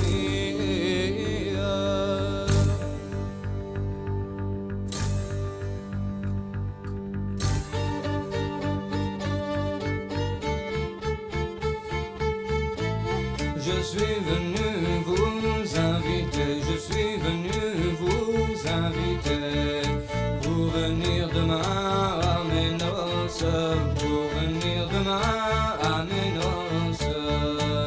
La belle si vous y venez, la belle si vous y venez, mettez la plus belle de vos robes, mettez la plus belle de vos robes. La belle n'y a pas manqué, la belle n'y a pas manqué. C'est fait faire 3 robes, c'est fait faire 3 robes.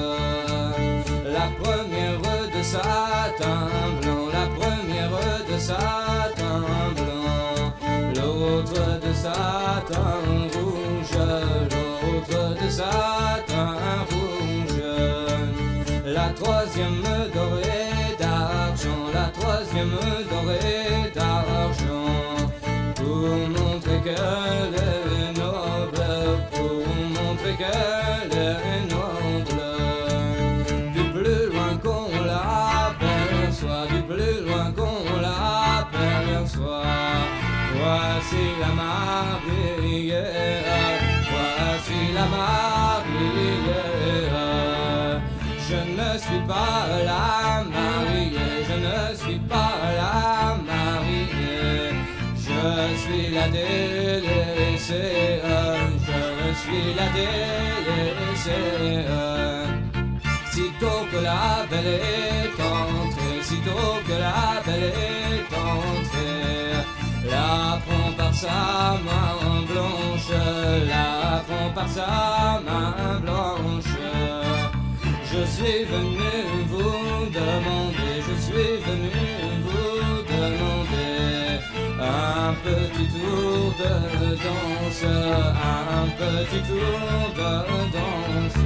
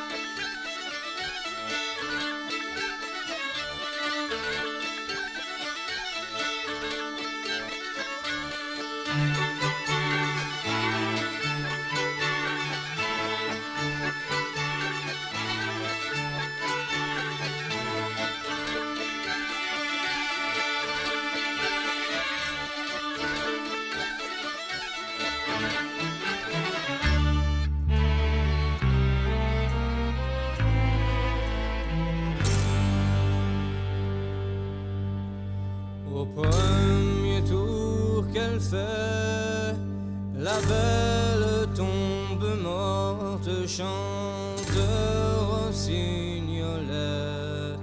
Au premier tour qu'elle fait, la belle tombe morte. Il a pris son couteau, se le plantant les côtes, chante rossignolet. Il a pris son couteau, se le plantant les côtes.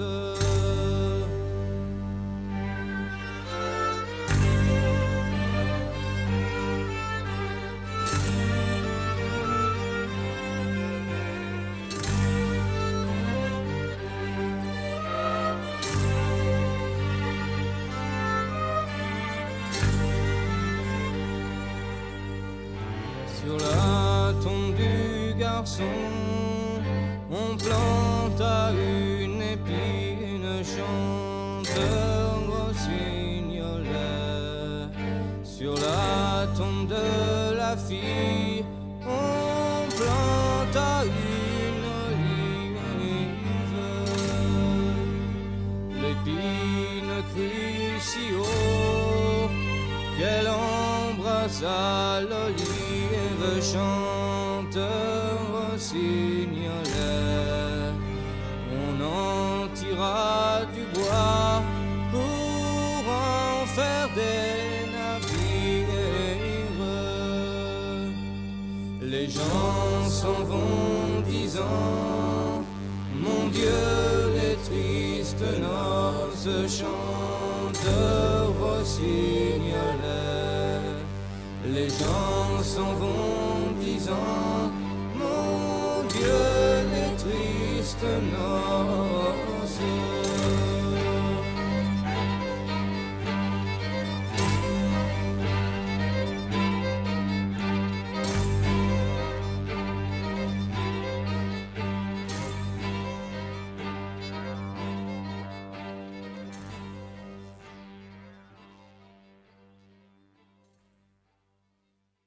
Alors moi je voulais revenir sur cette passage, ces premiers ouvrages à partir des débuts des années 50 et cette reconnaissance beaucoup plus tardive et on voit que Vincenot continue à écrire, il n'y a pas de problème, il est publié chez De Noël, c'est quand même pas rien non plus. On sait que dans l'œuvre de Vincenot, il y a les éditions qui lui sont de son vivant et les éditions posthumes. En fait, quand il est décédé, on a découvert énormément de choses. Donc c'est quelqu'un qui écrivait tout le temps. Et l'idée d'édition ou de publication, c'était pas forcément quelque chose de... Est-ce qu'il y avait vraiment une finalité ou un besoin de reconnaissance, ou est-ce que c'était, je dirais, un besoin physique de l'écriture qui lui permettait en fait de coucher, de mettre sur le papier, comme font beaucoup d'écrivains, c'est un peu bateau ce que je dis là, mais on est quand même surpris, on a l'impression qu'il a eu du succès un peu malgré lui sur la fin de sa vie, et quand on voit ce qui restait de ses ouvrages et de ses œuvres qui ont été publiées par sa fille après, on est quand même surpris par là aussi, on en revient à ce que je disais au début de l'émission, ce manque d'ambition d'une certaine manière. Il ne s'est jamais vraiment voulu écrivain au même titre que d'autres pouvaient être des chasses dans une logique de reconnaissance ou de course au prix ou de choses comme ça. C'est un travailleur manuel, ça c'est indiscutable. Et l'écriture procède du travail de la main, comme la sculpture, comme le jardinage, comme la chasse, comme toutes les passions qui l'ont occupé. Cela étant, moi je persiste à croire que quelqu'un qui écrit, et Vincenot écrit, il publie pas tout. Et Claudine Vincenot a publié, par exemple, j'ai en tête Prélude à l'aventure. Au fond, Prélude à l'aventure, c'est presque le brouillon de la découverte de la Pourie. Il va en parler un peu dans le Pape des Escargots et très longuement dans la Bibaude. Donc c'est une archéologie de l'œuvre en réalité. C'est l'atelier de l'écrivain. Il y a des inédits. La question ne se pose pas en poésie, en théâtre et en roman et en mémoire.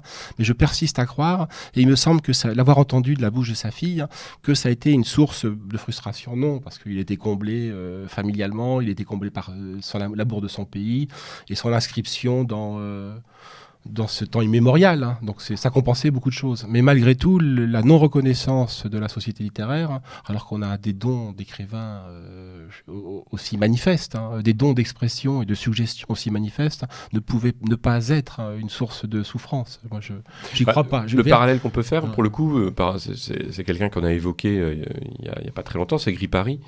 On est sur le même manque de reconnaissance, et du coup sur la même piqûre que ça a dû être, enfin sur le même frustration en effet, de ne pas avoir ce... Chez Gris Paris, c'était peut-être plus douloureux encore, parce que Gris Paris n'a pas eu l'épisode Bibaude, et il a 7 invitations d'affilée après par Bernard Pivot, très tardif, gloire tardive certes, et chez Gris Paris, la seule reconnaissance, c'était l'œuvre pour enfants, quoi. C'est excellent d'ailleurs. Ouais, mais simplement donc son œuvre... Mais en effet, chez Gris Paris, indiscutablement, il y a une frustration qui est encore plus frappante que chez Vincenot. Mais moi, je ne veux pas croire qu'il n'en ait pas souffert. Son don de langue, son don de création langagière est tellement puissant. Comme le disait Olivier, quand on a la biographie de Claudine Vincenot, elle a fait 2 livres sur son père, et il y en a un qui s'appelle La vie toute crue, et il faut prendre le mot cru au sens qu'on parle du camembert au lait cru, quoi. C'est qu'on l'a en bouche, c'est croustillant, ça dégage des arômes, il y a un accent, quoi. On est vraiment dans les bois avec Vincenot, on rentre dans une étable, Et de la même manière que le grand-père met l'index dans l'anus, Vincenot nous conduit, et du reste il disait que cet épisode lui permettait d'éloigner tous les bagels, et là aussi ça retombe le portrait qu'Olivier faisait de la conjugalité telle que Vincenot la concevait, c'est-à-dire sans pudibonderie, quoi. Cette pudibonderie bourgeoise et puritaine. Et on ne parle de l'anus d'un animal qu'on a tué avec une totale liberté. Il se trouve qu'en plus cet anus dégage des odeurs quasi miraculeuses, comme la langue de Vincenot. Qui rentre dans les parfums. Et qui relève de l'univers des parfums, qui relève des fragrances, quoi, d'un spectre de parfums. Mais je ne veux pas croire que quelqu'un il y a des passages en termes de niveau de langue c'est du Jacques Perret, donc de Vincenot, c'est d'une telle beauté, c'est d'une telle évidence. La Bibaude, moi je pourrais l'avoir lu 3 ou 4 fois, ça relève tellement du chef-d'œuvre. C'est un écrivain qui peut faire saliver, par exemple. Dans la Bibaude, il y a des descriptions de dîners, de déjeuners familiaux. On a envie d'être à table. Tu sais qu'en Bourgogne, il y a des recettes selon Vincenot. Il y a un livre de recettes selon Vincenot. C'est qu'on a tiré à partir de l'œuvre de Vincenot des recettes bourguignonnes. Donc on l'a vraiment en bouche, mais tu l'as dit, on l'a en bouche, Vincenot. On le croque, on le mâche, en le mâchant, donc en le mastiquant, on libère des arômes, une aromatique. On a évoqué ce retour à la Terre dans les années 70. On peut imaginer que s'il n'y avait pas eu ce phénomène, qui a été un phénomène de mode aussi, il parle des hippies justement, est-ce qu'on peut imaginer que cette espèce d'intégrité, à son attachement à son pays, les valeurs qu'il qu'il défendait, s'il n'y avait pas eu cette logique, ce phénomène de mode, ce retour à la terre des années 70, on aurait très bien pu imaginer que Vincenot n'aurait jamais eu la notoriété qu'il a pu avoir sur les quelques années qui lui restaient à vivre à partir de son passage chez Pivot. Tout à fait, parce ça a toujours été un auteur à contre-courant d'une certaine manière. À rebrousse-poil. À rebrousse-poil. Sans arrêt, les chemins de traverse, c'est là où il y a le moins d'ornières. Hein. Donc il a toujours pris des chemins de traverse où il était seul, évidemment, pas les autoroutes à 3 voies, quoi. Mais comme Jean-Louis l'a pointé, ça se fait cette œuvre est reconnue dans un contexte dans une demande identitaire. Pour avoir travaillé sur la ruralité et donc lu pas mal de livres, Pierre-Jacques Elias, Duby et tous les autres, Mandras, tous les noms qu'on a évoqués, on se rend compte que vraiment il y a tellement de succès, il y a tellement de best-sellers dans ces années-là, en 70-80, c'est des livres qui font 500 000, 1 million, enfin Le Cheval d'Orgueil, je ne sais pas quel est le score, mais c'est délirant, je veux dire. Il y a eu le film aussi après. Il y a eu le film, il y a eu des films pour Vincenot malheureusement ratés. Il y a eu un film sur la pape des escargots, et pour incarner la Gazette, il faudrait avoir un génie comique, faudrait être Orson Welles en quelque sorte presque pour incarner la Gazette, hein. Et je trouve que c'est pas très convaincant l'adaptation du Pape des Escargots. C'est qu'on n'a pas le comédien qui est susceptible de donner à la Gazette toute sa force de hableur médiéval, hein. Mais bon, peu importe. Il aurait fallu peut-être un comment s'appelle-t-il, j'allais dire Bourvil, mais non, parce que Bourvil il a un grand génie comique, mais il lui manque peut-être la folie mystique qu'il y a aussi chez la Gazette. Ouais, qui est centrale chez la Gazette. Ouais, bah oui. Puis je pense que le passage au cinéma, l'exemple que je peux donner, c'est La soupe aux choux de Fallet. De Fallet. René Fallet qui après tout. Mais Les Vieux de la Vieille, ça passe pas mal. Ça passe très bien. Ouais, ça passe pas mal. Je pense que c'est quand même difficile. Hein. Il y a quand même un casting des Vieux de la Vieille. Rappelez-moi. C'est Gabin, Freinet, Michel Simon. Non, je crois pas. Bon, Noël Roquevert. Noël Roquevert. Ouais. Je voudrais revenir aussi sur un élément important avant de finir cette émission. Je voudrais revenir sur un moment important de plus qu'une tranche de vie, c'est son engagement, son attachement à la vie du rail, à tout ce qui est en rapport avec les chemins de fer.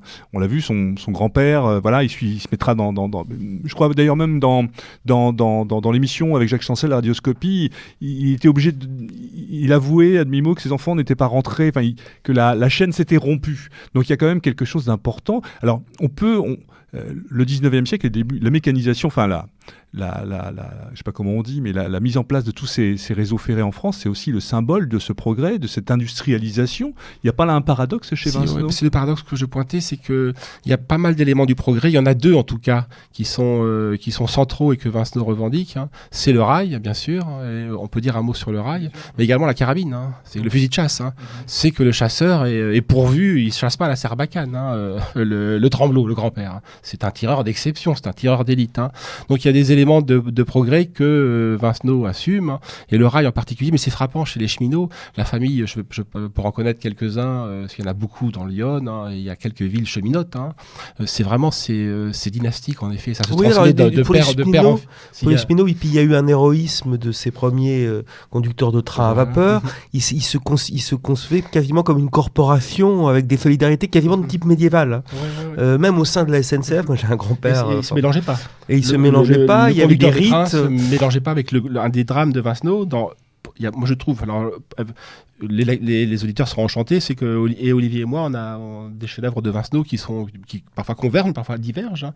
Et moi il y a 2 livres, La Bibaude, on a beaucoup parlé, les 2 livres de mémoire, mais surtout, aussi grand que La Bibaude, c'est Les Mémoires d'un enfant du rail, hein, qui a été rebaptisé, qui a reparu sous le nom des quartiers de le quartier de la Miséricorde, hein, je crois, qui est le nom du quartier cheminot à Dijon. Les Mémoires d'un enfant du rail, c'est l'épopée du rail, hein, par Vincenot, qui est centrale chez lui.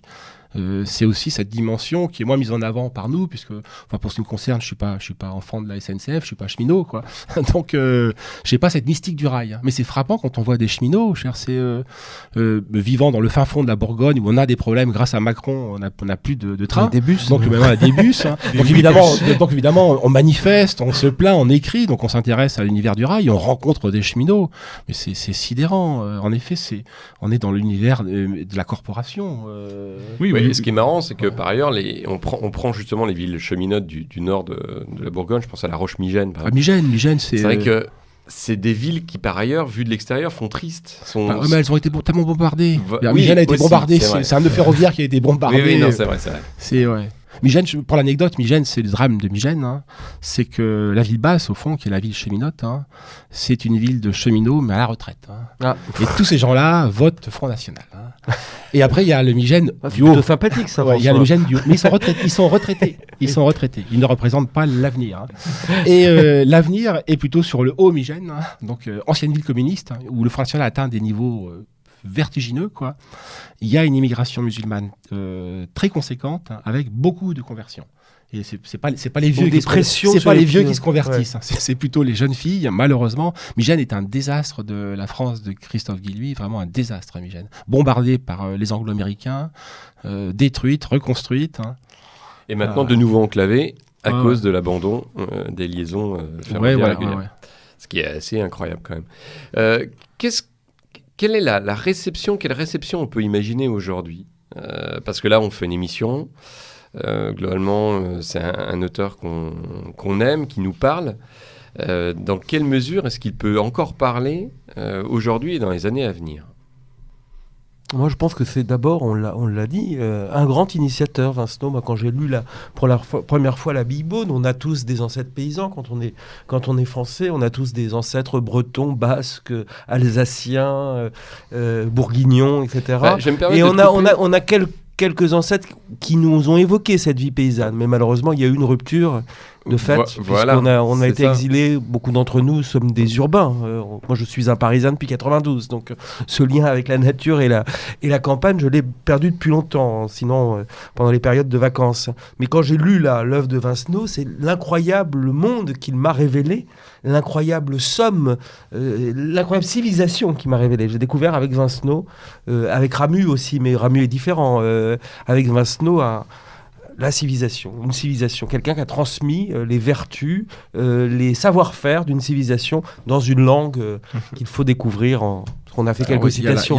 La langue peut être une clé d'entrée pour les jeunes gens qui aimeraient découvrir Vincenot.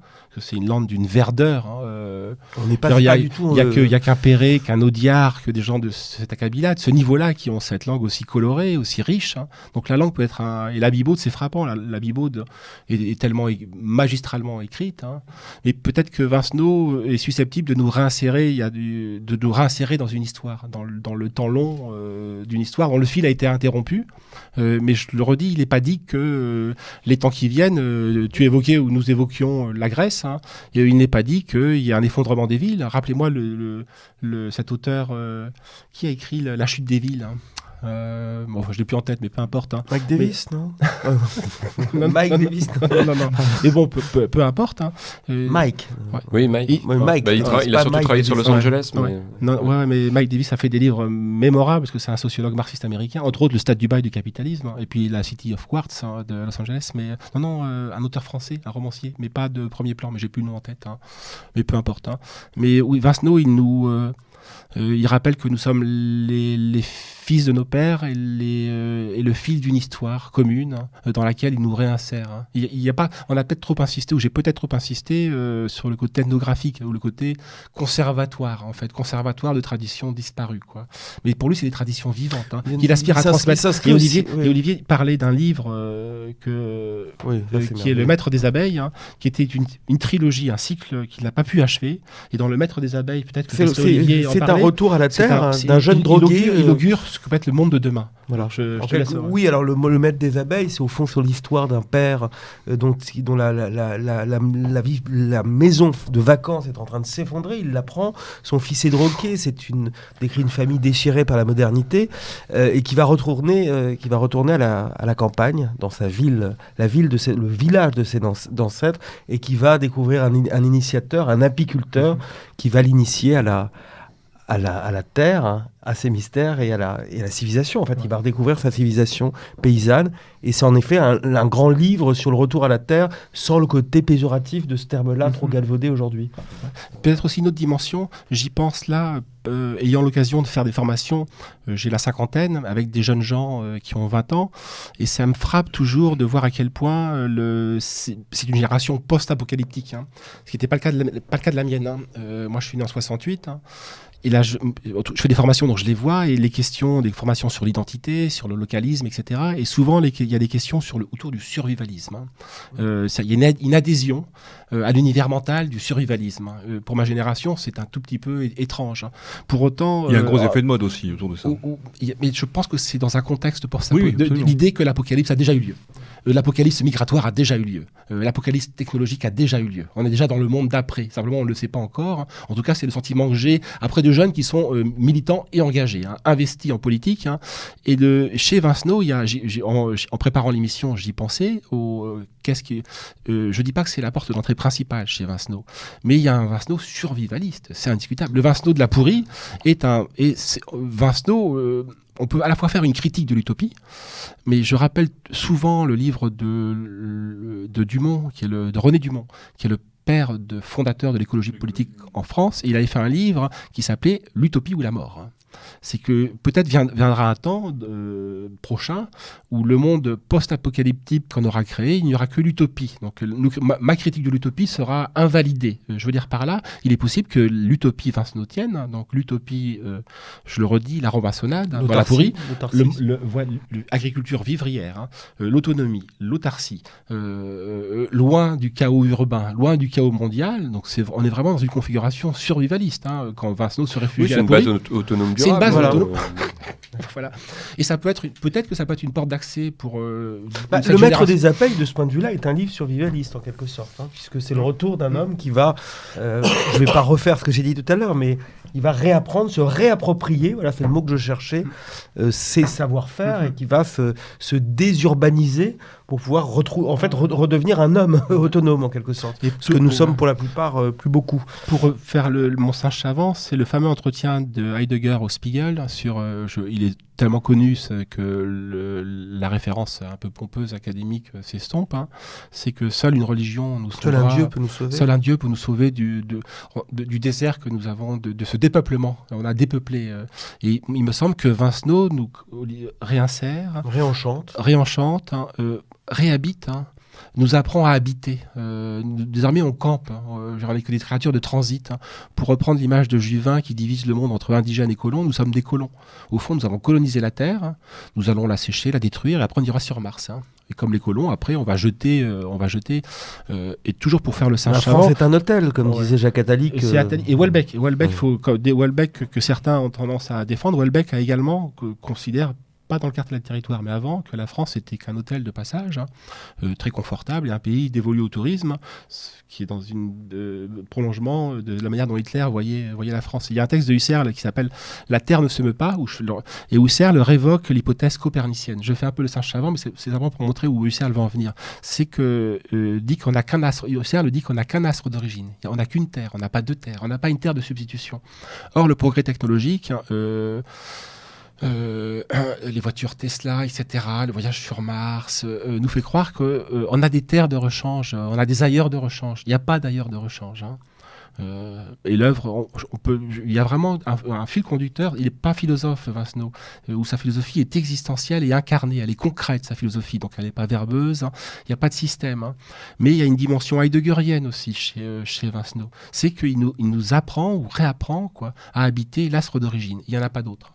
Oui, il n'y aura pas de sortie par le haut. Il n'y a pas de... Mais c'est vrai que ma question, elle rejoignait sur le fait qu'on le sait bien, il y a un certain nombre de littératures du XXe siècle. Je pense par exemple à la littérature prolétarienne, à Henri Poulaille, tous ces gens-là, où globalement, ils sont devenus aujourd'hui inaudibles, de fait. Parce que le peuple qu'ils évoquaient a disparu aussi. Mais on peut instruire de ce point de vue-là Vincenot.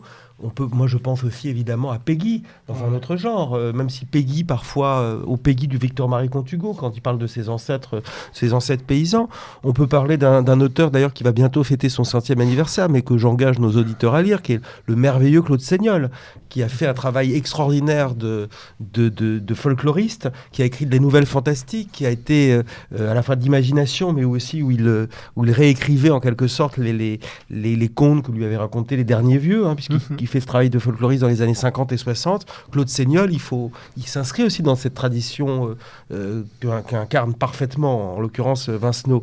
Il n'y a pas de cette dimension critique et survivaliste. Claude Seignol, c'est surtout un écrivain fantastique, mais qui qui évoque ce monde disparu dont à mon avis les germes ou les germes ne sont pas complètement il est pas mort stérilisés. Pour parler comme Vénère, il n'est qu'en dormition, il traverse une éclipse, alors l'éclipse longue, courte, momentanée, je sais pas, mais je crois pas que Vincenot soit comparable à Poulaille, à la littérature prolétarienne.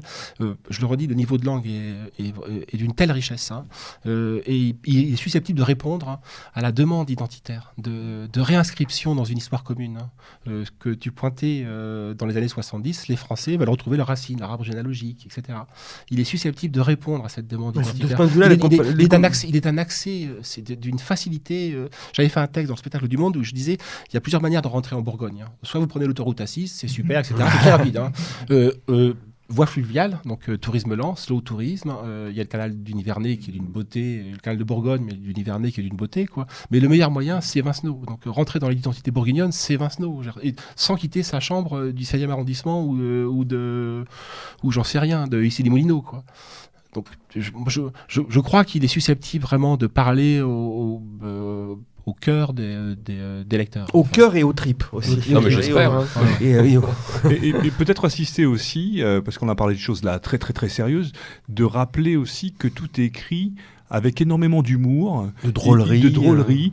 C'est pas la drôlerie au sens que le terme drôlerie c'est d'Ormesson. Non, il y a un humour acide et décapant qui est vraiment comme un fil rouge dans l'œuvre. Ça peut être aussi un levier parce que ça peut aussi aider parfois aussi à découvrir. Ouais, on peut le comparer à un festin, c'est-à-dire que quand on ouvre un livre, je ne vais pas le comparer, un livre de la pauvre Christine Angot par exemple, on a un poulet sous cellophane avec un petit truc en boîte immangeable.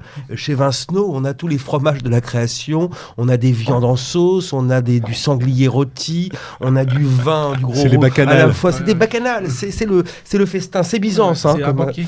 Ouais, c'est un banquet. T'as raison, c'est un festin. Et c'est un banquet à la fois de chair, de bonne chair, mais c'est aussi un banquet d'intelligence, parce qu'il y a une intelligence chez Vincenot. Et de drôlerie. Et de drôlerie et de spiritualité aussi. Alors justement, peut-être en dire un mot, on a parlé de spiritualité, on a parlé de cette espèce de piété. Peut-être que le mot piété, spiritualité, maintenant, ça fait penser un peu à... Alors, il faut l'assumer, il faut l'assumer chez Vincenot. Enfin, je ne veux pas dire un mot, mais... Ouais. C'est très à la mode en ce moment de parler de pagano-christianisme. Est-ce que Vincenot pourrait se faire un petit peu l'incarnation d'une certaine manière de cette logique-là ? Alors, là, on parle peut-être plus... pas d'un phénomène de mode, mais d'une logique là aussi de transmission de ce qui a été, de ce qui s'est transmis, de ce qui est, quoi, en parlant de ces racines païennes incontournables et vécues dans une logique charnelle quasi, et puis cette espèce puis le catholicisme qui s'est greffé là-dessus comme une continuité quasi naturelle. Elles sont jamais antagonistes chez Vincenot. C'est comme il s'inscrit dans le temps long, pour lui il y a une continuité entre le paganisme et le christianisme.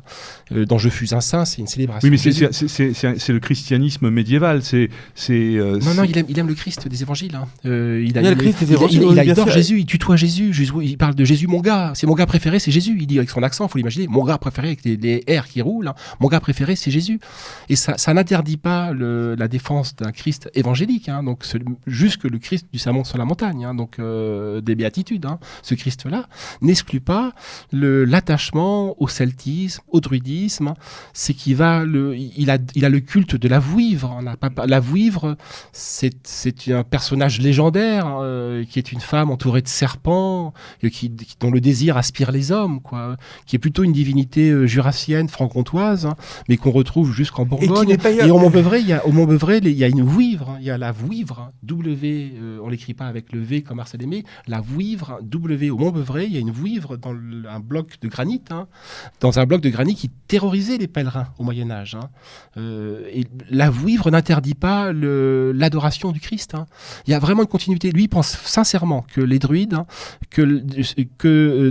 sous les cryptes, il y a des dolmens, hein, que sous les fonds baptismaux, il y a des sources païennes. Hein. C'est la continuité, c'est la réalité. Voilà. Et comme il s'inscrit dans le temps long de l'histoire, l'histoire. Hein. Et c'est la réalité de l'histoire, c'est que le christianisme va accommoder, non seulement accommoder, mais même ce pagano-christianisme qui est à la mode, en tout cas dans un certain milieu. Hein. On ne parle pas de pagano-christianisme au grand débat, mais elle est même assez orthodoxe, au sens catholique orthodoxe. L'Église, je pense notamment à un cardinal, le cardinal Jean d'Agnelou, expliquait qu'on avait tous une âme païenne, et que l'âme païenne de l'Europe, c'était l'âme païenne celtique, l'âme païenne germanique, l'âme païenne romaine et grecque, et qu'au fond les chrétiens, on devenait chrétien, mais on gardait son âme païenne. Et Jean d'Agnelou, cardinal, avait quand même... le cardinal disait il faut tenir à cette âme païenne comme à la prunelle de nos yeux. C'est important de s'enraciner dans cette âme païenne. Et c'est pas Henri Vincenot qui dit ça, c'est le cardinal Jean d'Agnelou. Il est dans cette ligne tout à fait. Donc c'est pas une ligne, c'est pas la ligne de l'orthodoxie catholique. Non, hein. pas exactement. Pas exactement, puisque Pas dans les termes de exactement, l'Église, il y a une condamnation D'ailleurs, sans D'Agnelou appel. était... D'Agnelou Il y a une condamnation sans appel du paganisme et du monde enchanté. Quoique Saint-Augustin, tu sais François, Pas Saint-Augustin disait il ne faut pas déraciner les chênes, il faut les bénir. Donc il y a cette phrase où... Alors il y a de tout. Il y Mais a à on boire va et à pas faire un manger. débat, Mais il y a une critique. Ça mériterait une émission à soi. Bien sûr. Mais il y a une critique. Il y a des choses atroces aussi chez Augustin, évidemment. Ouais, à la fois des religions anciennes. Enfin bon, mais chez Vincenot, ça n'est pas problématique. Hein. Ça n'est jamais problématique. Lui, il est convaincu que les tympans romans, à Autun, c'est une cathédrale, hein, mais une cathédrale où il y a encore des éléments romans. Il est comme à Vézelay, qu'il y a des traces de paganisme, il y a des escargots, c'est que tous les bâtisseurs étaient imprégnés de ce paganisme-là.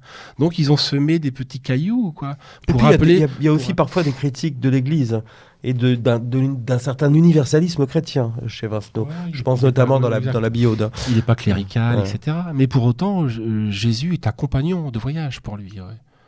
Les étoiles de Compostelle réunissent, font la synthèse. C'est un syncrétiste, Vincenot. Il y a vraiment un fond. Alors là, évidemment, c'est un terme qui est galvaudé, là aussi. On n'en a pas parlé de ce livre-là, Les étoiles de Compostelle. Il y a une fascination c'est un marcheur, Vincenot. C'est un cheminot. Pèlerin, oui. La Gazette, c'est un cheminant. La Gazette ne fait que marcher. Et Vincenot marche, Vincenot pèlerine, va de lieu de culte en lieu de culte, de lieu saint en lieu saint, qui sont tous des lieux avec une archéologie païenne. Mais c'est les étoiles, je ne sais plus, c'est Luc, c'est les étoiles qui guident je ne sais quel personnage semi-légendaire sur la tombe présumée de Jacques à Compostelle, dans une coquille qui a traversé les eaux Méditerranée et Atlantique. Et donc il est guidé par les étoiles. Et on retrouve dans les étoiles de Compostelle, là aussi, cette apologie. On est vraiment dans une spiritualité, dans une méditation. Et ce rapport à cette spiritualité se matérialise bien dans cet ouvrage, et notamment autour de la logique du compagnonnage qu'on peut voir dans même ces aspects ésotériques. On sent cet qu'on retrouve d'ailleurs dans le Pape des Escargots aussi, puisque la Gazette intervient beaucoup dans le Pape des Escargots. Et il y a cette idée de la grande œuvre. Il y a Gisilbert dans le Pape, ou Gisilbert, mais qui est un grand sculpteur médiéval, qui est un des premiers artistes à signer ses œuvres dans les cathédrales, repose sur la mécanique du compagnonnage. Mais elle recoupe la lecture arthurienne, cette compagnonnage. C'est-à-dire que la vie, ce sont des défis, des travaux d'Hercule, en quelque sorte, qui sont soumis à la grande œuvre, c'est l'œuvre des alchimistes pour aussi. Pour arriver à la grande œuvre. Est-ce que on peut... Mais simplement, pour dire à quel point les deux fusionnent, quand on va à Vézelay, pour montrer à quel point Vézelay, la basilique, les constructeurs ont conçu la basilique également, pas seulement à la lumière du christianisme, à l'aune du christianisme, ils l'ont construite également à l'aune du paganisme. Au solstice d'été, la basilique a été conçue pour que ce soit une cathédrale de lumière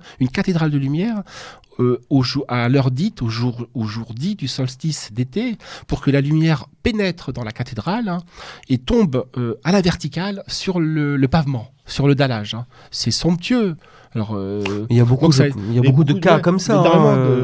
Et Vincenot s'insère là-dedans. Donc il n'y a pas de contradiction. Au Iodé, une église dédiée au Iodé en Bretagne, une église dédiée à la Vierge a été construite évidemment sur un lieu où on adorait une déesse. Est-ce qu'on peut imaginer, est-ce qu'on peut dire que Vincenot a pu faire école? Est-ce qu'on peut parler derrière en termes de postérité littéraire, ou est-ce qu'il y a vraiment une singularité? Alors, je vais vous faire un aveu. Quand j'ai lu Olivier Molin, notre cher Olivier Molin, qui est d'ailleurs intervenu ici à Méridien Zéro, qui a fait une émission il y a quelques années. Quand j'ai lu Vincenot, j'avais déjà lu Molin. Et j'ai tout de suite appelé Olivier en lui disant « Mais Olivier, est-ce que tu as lu Vincenot ?»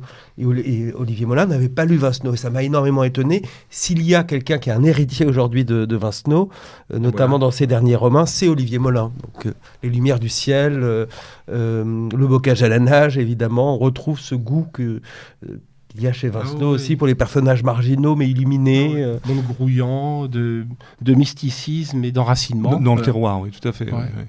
Est-ce que pour aider nos auditeurs, est-ce qu'il y aurait une grille de lecture? Est-ce qu'il y aurait des livres nécessaires, premiers, pour rentrer dans l'œuvre de Vincenot, qui seraient à conseiller afin de commencer, pour ceux qui ne le connaissent pas, à découvrir ces ouvrages? Alors évidemment, la Bible, Le Pape des escargots, les yeux devant les trous, on en a parlé, François en a parlé beaucoup, Les yeux en face des trous, et pour les jeunes fiancés, L'œuvre de Cher. À mon avis, tous les pères de famille qui s'inquiètent pour la vertu de leurs enfants, mais qui ne veulent pas les emmerder en leur récitant le catéchisme du Concile de Trente ou je ne sais quel livre voilà, il faut qu'ils lisent L'œuvre de Cher. C'est un texte merveilleux sur un sujet important, somme toute. Juste une question, parce qu'on l'a évoqué, on a dit qu'on y reviendrait, on y est parvenu. Pourquoi ce passage en Bretagne ? Ce passage en Bretagne dans L'œuvre de Cher fait qu'il a des problèmes, je crois, respiratoires, et donc les médecins lui demandent d'aller ioder. L'air iodé. L'air iodé, et il découvre d'ailleurs encore son goût pour l'enracinement, son goût pour les peuples. Il découvre toute cette Bretagne, des conteurs, des bardes, cette Bretagne aussi touchée, enracinée dans la légende arthurienne. Et c'est un très beau livre, L'œuvre de Cher. C'est sans doute un de mes livres préférés de Vincenot. Je ne le mets pas à égalité avec la Bible, qui est le chef-d'œuvre, mais c'est un grand livre de Vincenot. Il y a toujours les mémoires d'un enfant du rail. Les mémoires d'un enfant du rail. Il y a tout Vincenot. Il y a toujours le sens de la reconnaissance chez Vincenot. Quand il fait son service militaire, il est pris dans une embuscade, il tombe, sa mule est abattue et il se casse la jambe. Il est sauvé par des légionnaires. Et il écrira plus tard, dans un de ses livres, il donnera, je ne sais plus lequel, il donnera corps à un personnage qui est un légionnaire en disant toute sa reconnaissance. C'est quelqu'un qui a la reconnaissance et qui est attaché par rapport à ce qu'il a vécu à rendre ce qu'on lui a donné, je trouve, quelque part.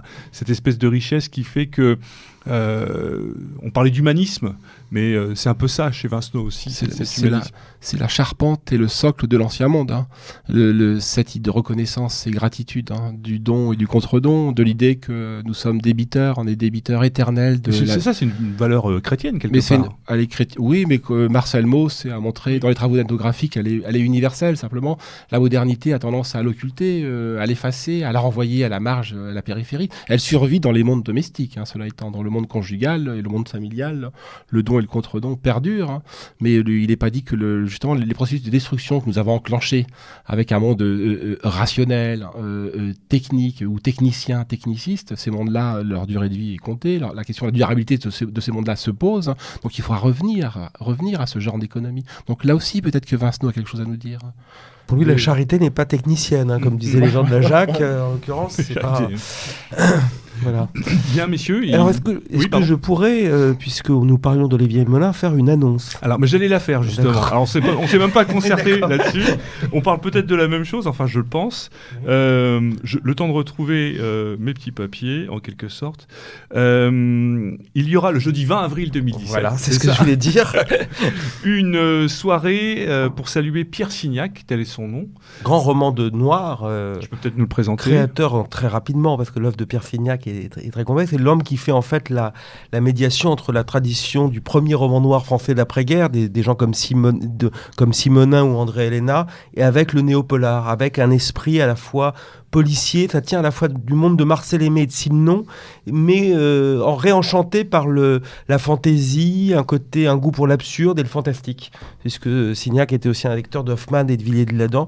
C'est un personnage tout à fait singulier, un peu oublié aujourd'hui, publié toujours chez Rivage Poche, Rivage Noir, et on aura les meilleures personnes pour en parler. Alfred Ebel, le grand critique, écrivain, critique littéraire, ancien critique littéraire à valeur actuelle, éditeur, qui a connu Pierre Signac, qui a été très proche aussi de Jean-Pierre Martinet, et le merveilleux Olivier Molin, fanatique de Pierre Signac. Et l'excellent Olivier et Molin, moi-même voilà. qui fera le Monsieur Loyal. Donc c'est une soirée organisée par la revue Éléments, par nos amis de Livre Arbitre et par nos amis de Raskar Kapak, la jeune revue qui a tout droit maintenant. Et ça aura lieu donc le jeudi 20 avril à l'hôtel de Bussy, on dit comme ça. À l'hôtel de Bussy, au sous-sol de l'hôtel de Bussy. 22 rue de Bussy. 22 rue de Bussy, voilà, à 19h30. Voilà. Et l'entrée est libre, c'est à Paris. L'entrée est libre avec une consommation obligatoire. Voilà. Bon, voilà. Après... voilà, chose est dite. Jean-Louis. Ça va, c'est de la petite obligation. C'est une petite obligation. Petite et sympathique obligation. Le mot de la fin peut-être, Jean-Louis. Le mot de la fin, non, à part inviter nos auditeurs et auditrices à évidemment à écouter, enfin à lire Vincenot. À découvrir ou redécouvrir Henri Vincenot. Oui, c'est juste un petit mot aussi, puisqu'on en est aux annonces. Le fait d'inviter nos auditeurs et auditrices à venir sur le site le mercredi, en tout cas en milieu de semaine, pour venir écouter la chronique que fait notre camarade Olivier Tissier depuis Berlin. Parce que finalement, quand on regarde au niveau des émissions, c'est vrai que pour l'instant, c'est une émission qui a son public, mais qui est peut-être inférieur au public qu'on a d'habitude en termes numériques, hein. Que ce soit le vendredi soir ou que ce soit la chronique du lieutenant Sturm. Or, globalement, c'est une chronique allemande dans laquelle on apprend énormément de choses, parce que, de fait, Olivier fait une lecture de l'actualité vue de l'autre côté de la frontière, et ce sont des points de vue qu'on n'a pas forcément l'habitude d'avoir, que ce soit sur l'Allemagne ou vue d'Allemagne. Sur un format Donc sur un format, généralement, qui est aux alentours de 10 minutes. Donc voilà, on apprend beaucoup de choses sur ces 10 minutes, et donc j'invite nos auditeurs et auditrices habituels à aller faire un petit tour sur le site. En général, c'est donc en milieu de semaine. C'est pas forcément en effet le moment de la semaine où on a le plus d'auditorat, mais justement, une raison de plus pour venir. Voilà, et la qualité est au rendez-vous. Voilà, messieurs, il me reste à vous remercier d'avoir participé à notre émission. Nous avions à cœur de parler d'Henri Vincenot, et je crois que les choses ont été faites comme elles se devaient. Merci en tout cas beaucoup. Merci de votre invitation et de l'occasion d'avoir pu parler de Exactement. Et puis, je vous dis à très bientôt. On peut que vous inviter, bien évidemment, comme l'a dit Jean-Louis, à la lecture des ouvrages d'Henri. Tous en folio, il faut le noter. Oui, tous en folio, quand même, entre 6 et 8 euros. Et même un peu moins si on va sur les quais. Exactement, même un peu moins si on les achète d'occasion. Voilà. En tout cas, merci beaucoup. Je vous dis à très bientôt. De toute façon, on a vocation à se retrouver très prochainement. Et comme il se doit, Jean-Louis, à l'abordage. Et pas de quartier. Salut à tous. Alors vous, Henri Vincenot, lorsque vous réfléchissez sur votre vie, qui trouvez-vous ? Eh bien, ma foi, je vais vous dire une chose. Vous lui avez donné un sens, ce qui est déjà énorme. Je vais vous dire une chose qui va vous faire bondir peut-être, puis beaucoup d'auditeurs, mais je suis content de moi. Je n'ai rien fait de sensationnel. Je n'ai jamais fléchi dans ma façon de voir les choses. J'avais une morale qu'on m'avait donnée à l'école, que mes parents m'avaient donnée. Je maintiens. Je ne crois pas m'être trompé beaucoup. J'ai raconté ce que je pensais dans des livres. Maintenant, ils sont là. J'en suis très fier. Vous savez, beaucoup d'auteurs disent « Oh, vous savez, c'est peu de choses ». Moi, je ne dis pas ça. Je suis content. J'ai une quinzaine de livres qui sont là dans ma bibliothèque. Mes enfants... C'est bien, vous vous prenez au sérieux. Les liront. Mes petits-enfants les liront. Ils sauront ce que pense le vieux. Vous avez raison. Et puis, il y a des centaines de milliers de lecteurs qui lisent mes œuvres. À force de frapper l'enclume, de regarder passer les lunes, tu sais parler de nos aïeux comme s'ils n'avaient jamais été vieux.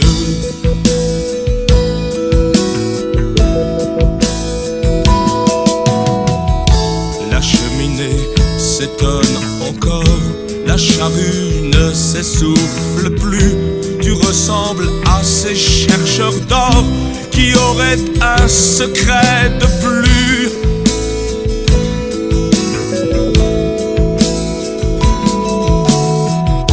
Ta bouche est sucrée de légendes que l'on déguste comme un festin qui n'est pas à vendre, mais qui se donne comme un matin.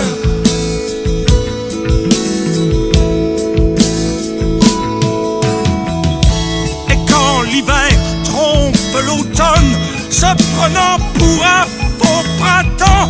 Tu nous parles d'une anémone poussée au cœur de tes 20 ans.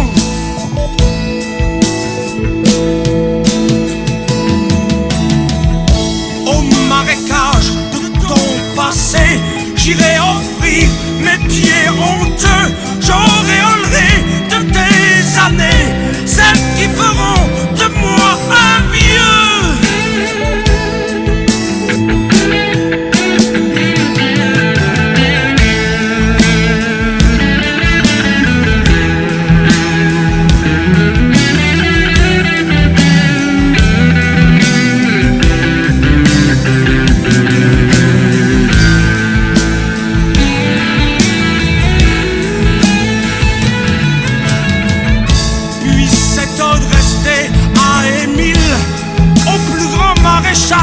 Ferrand, puisse cet ordre rester à Émile, au petit vieux de tous les temps.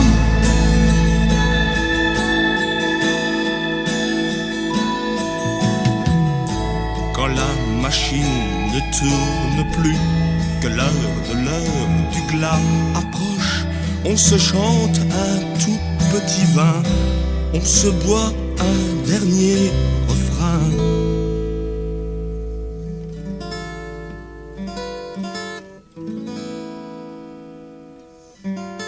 Puis, tranquille,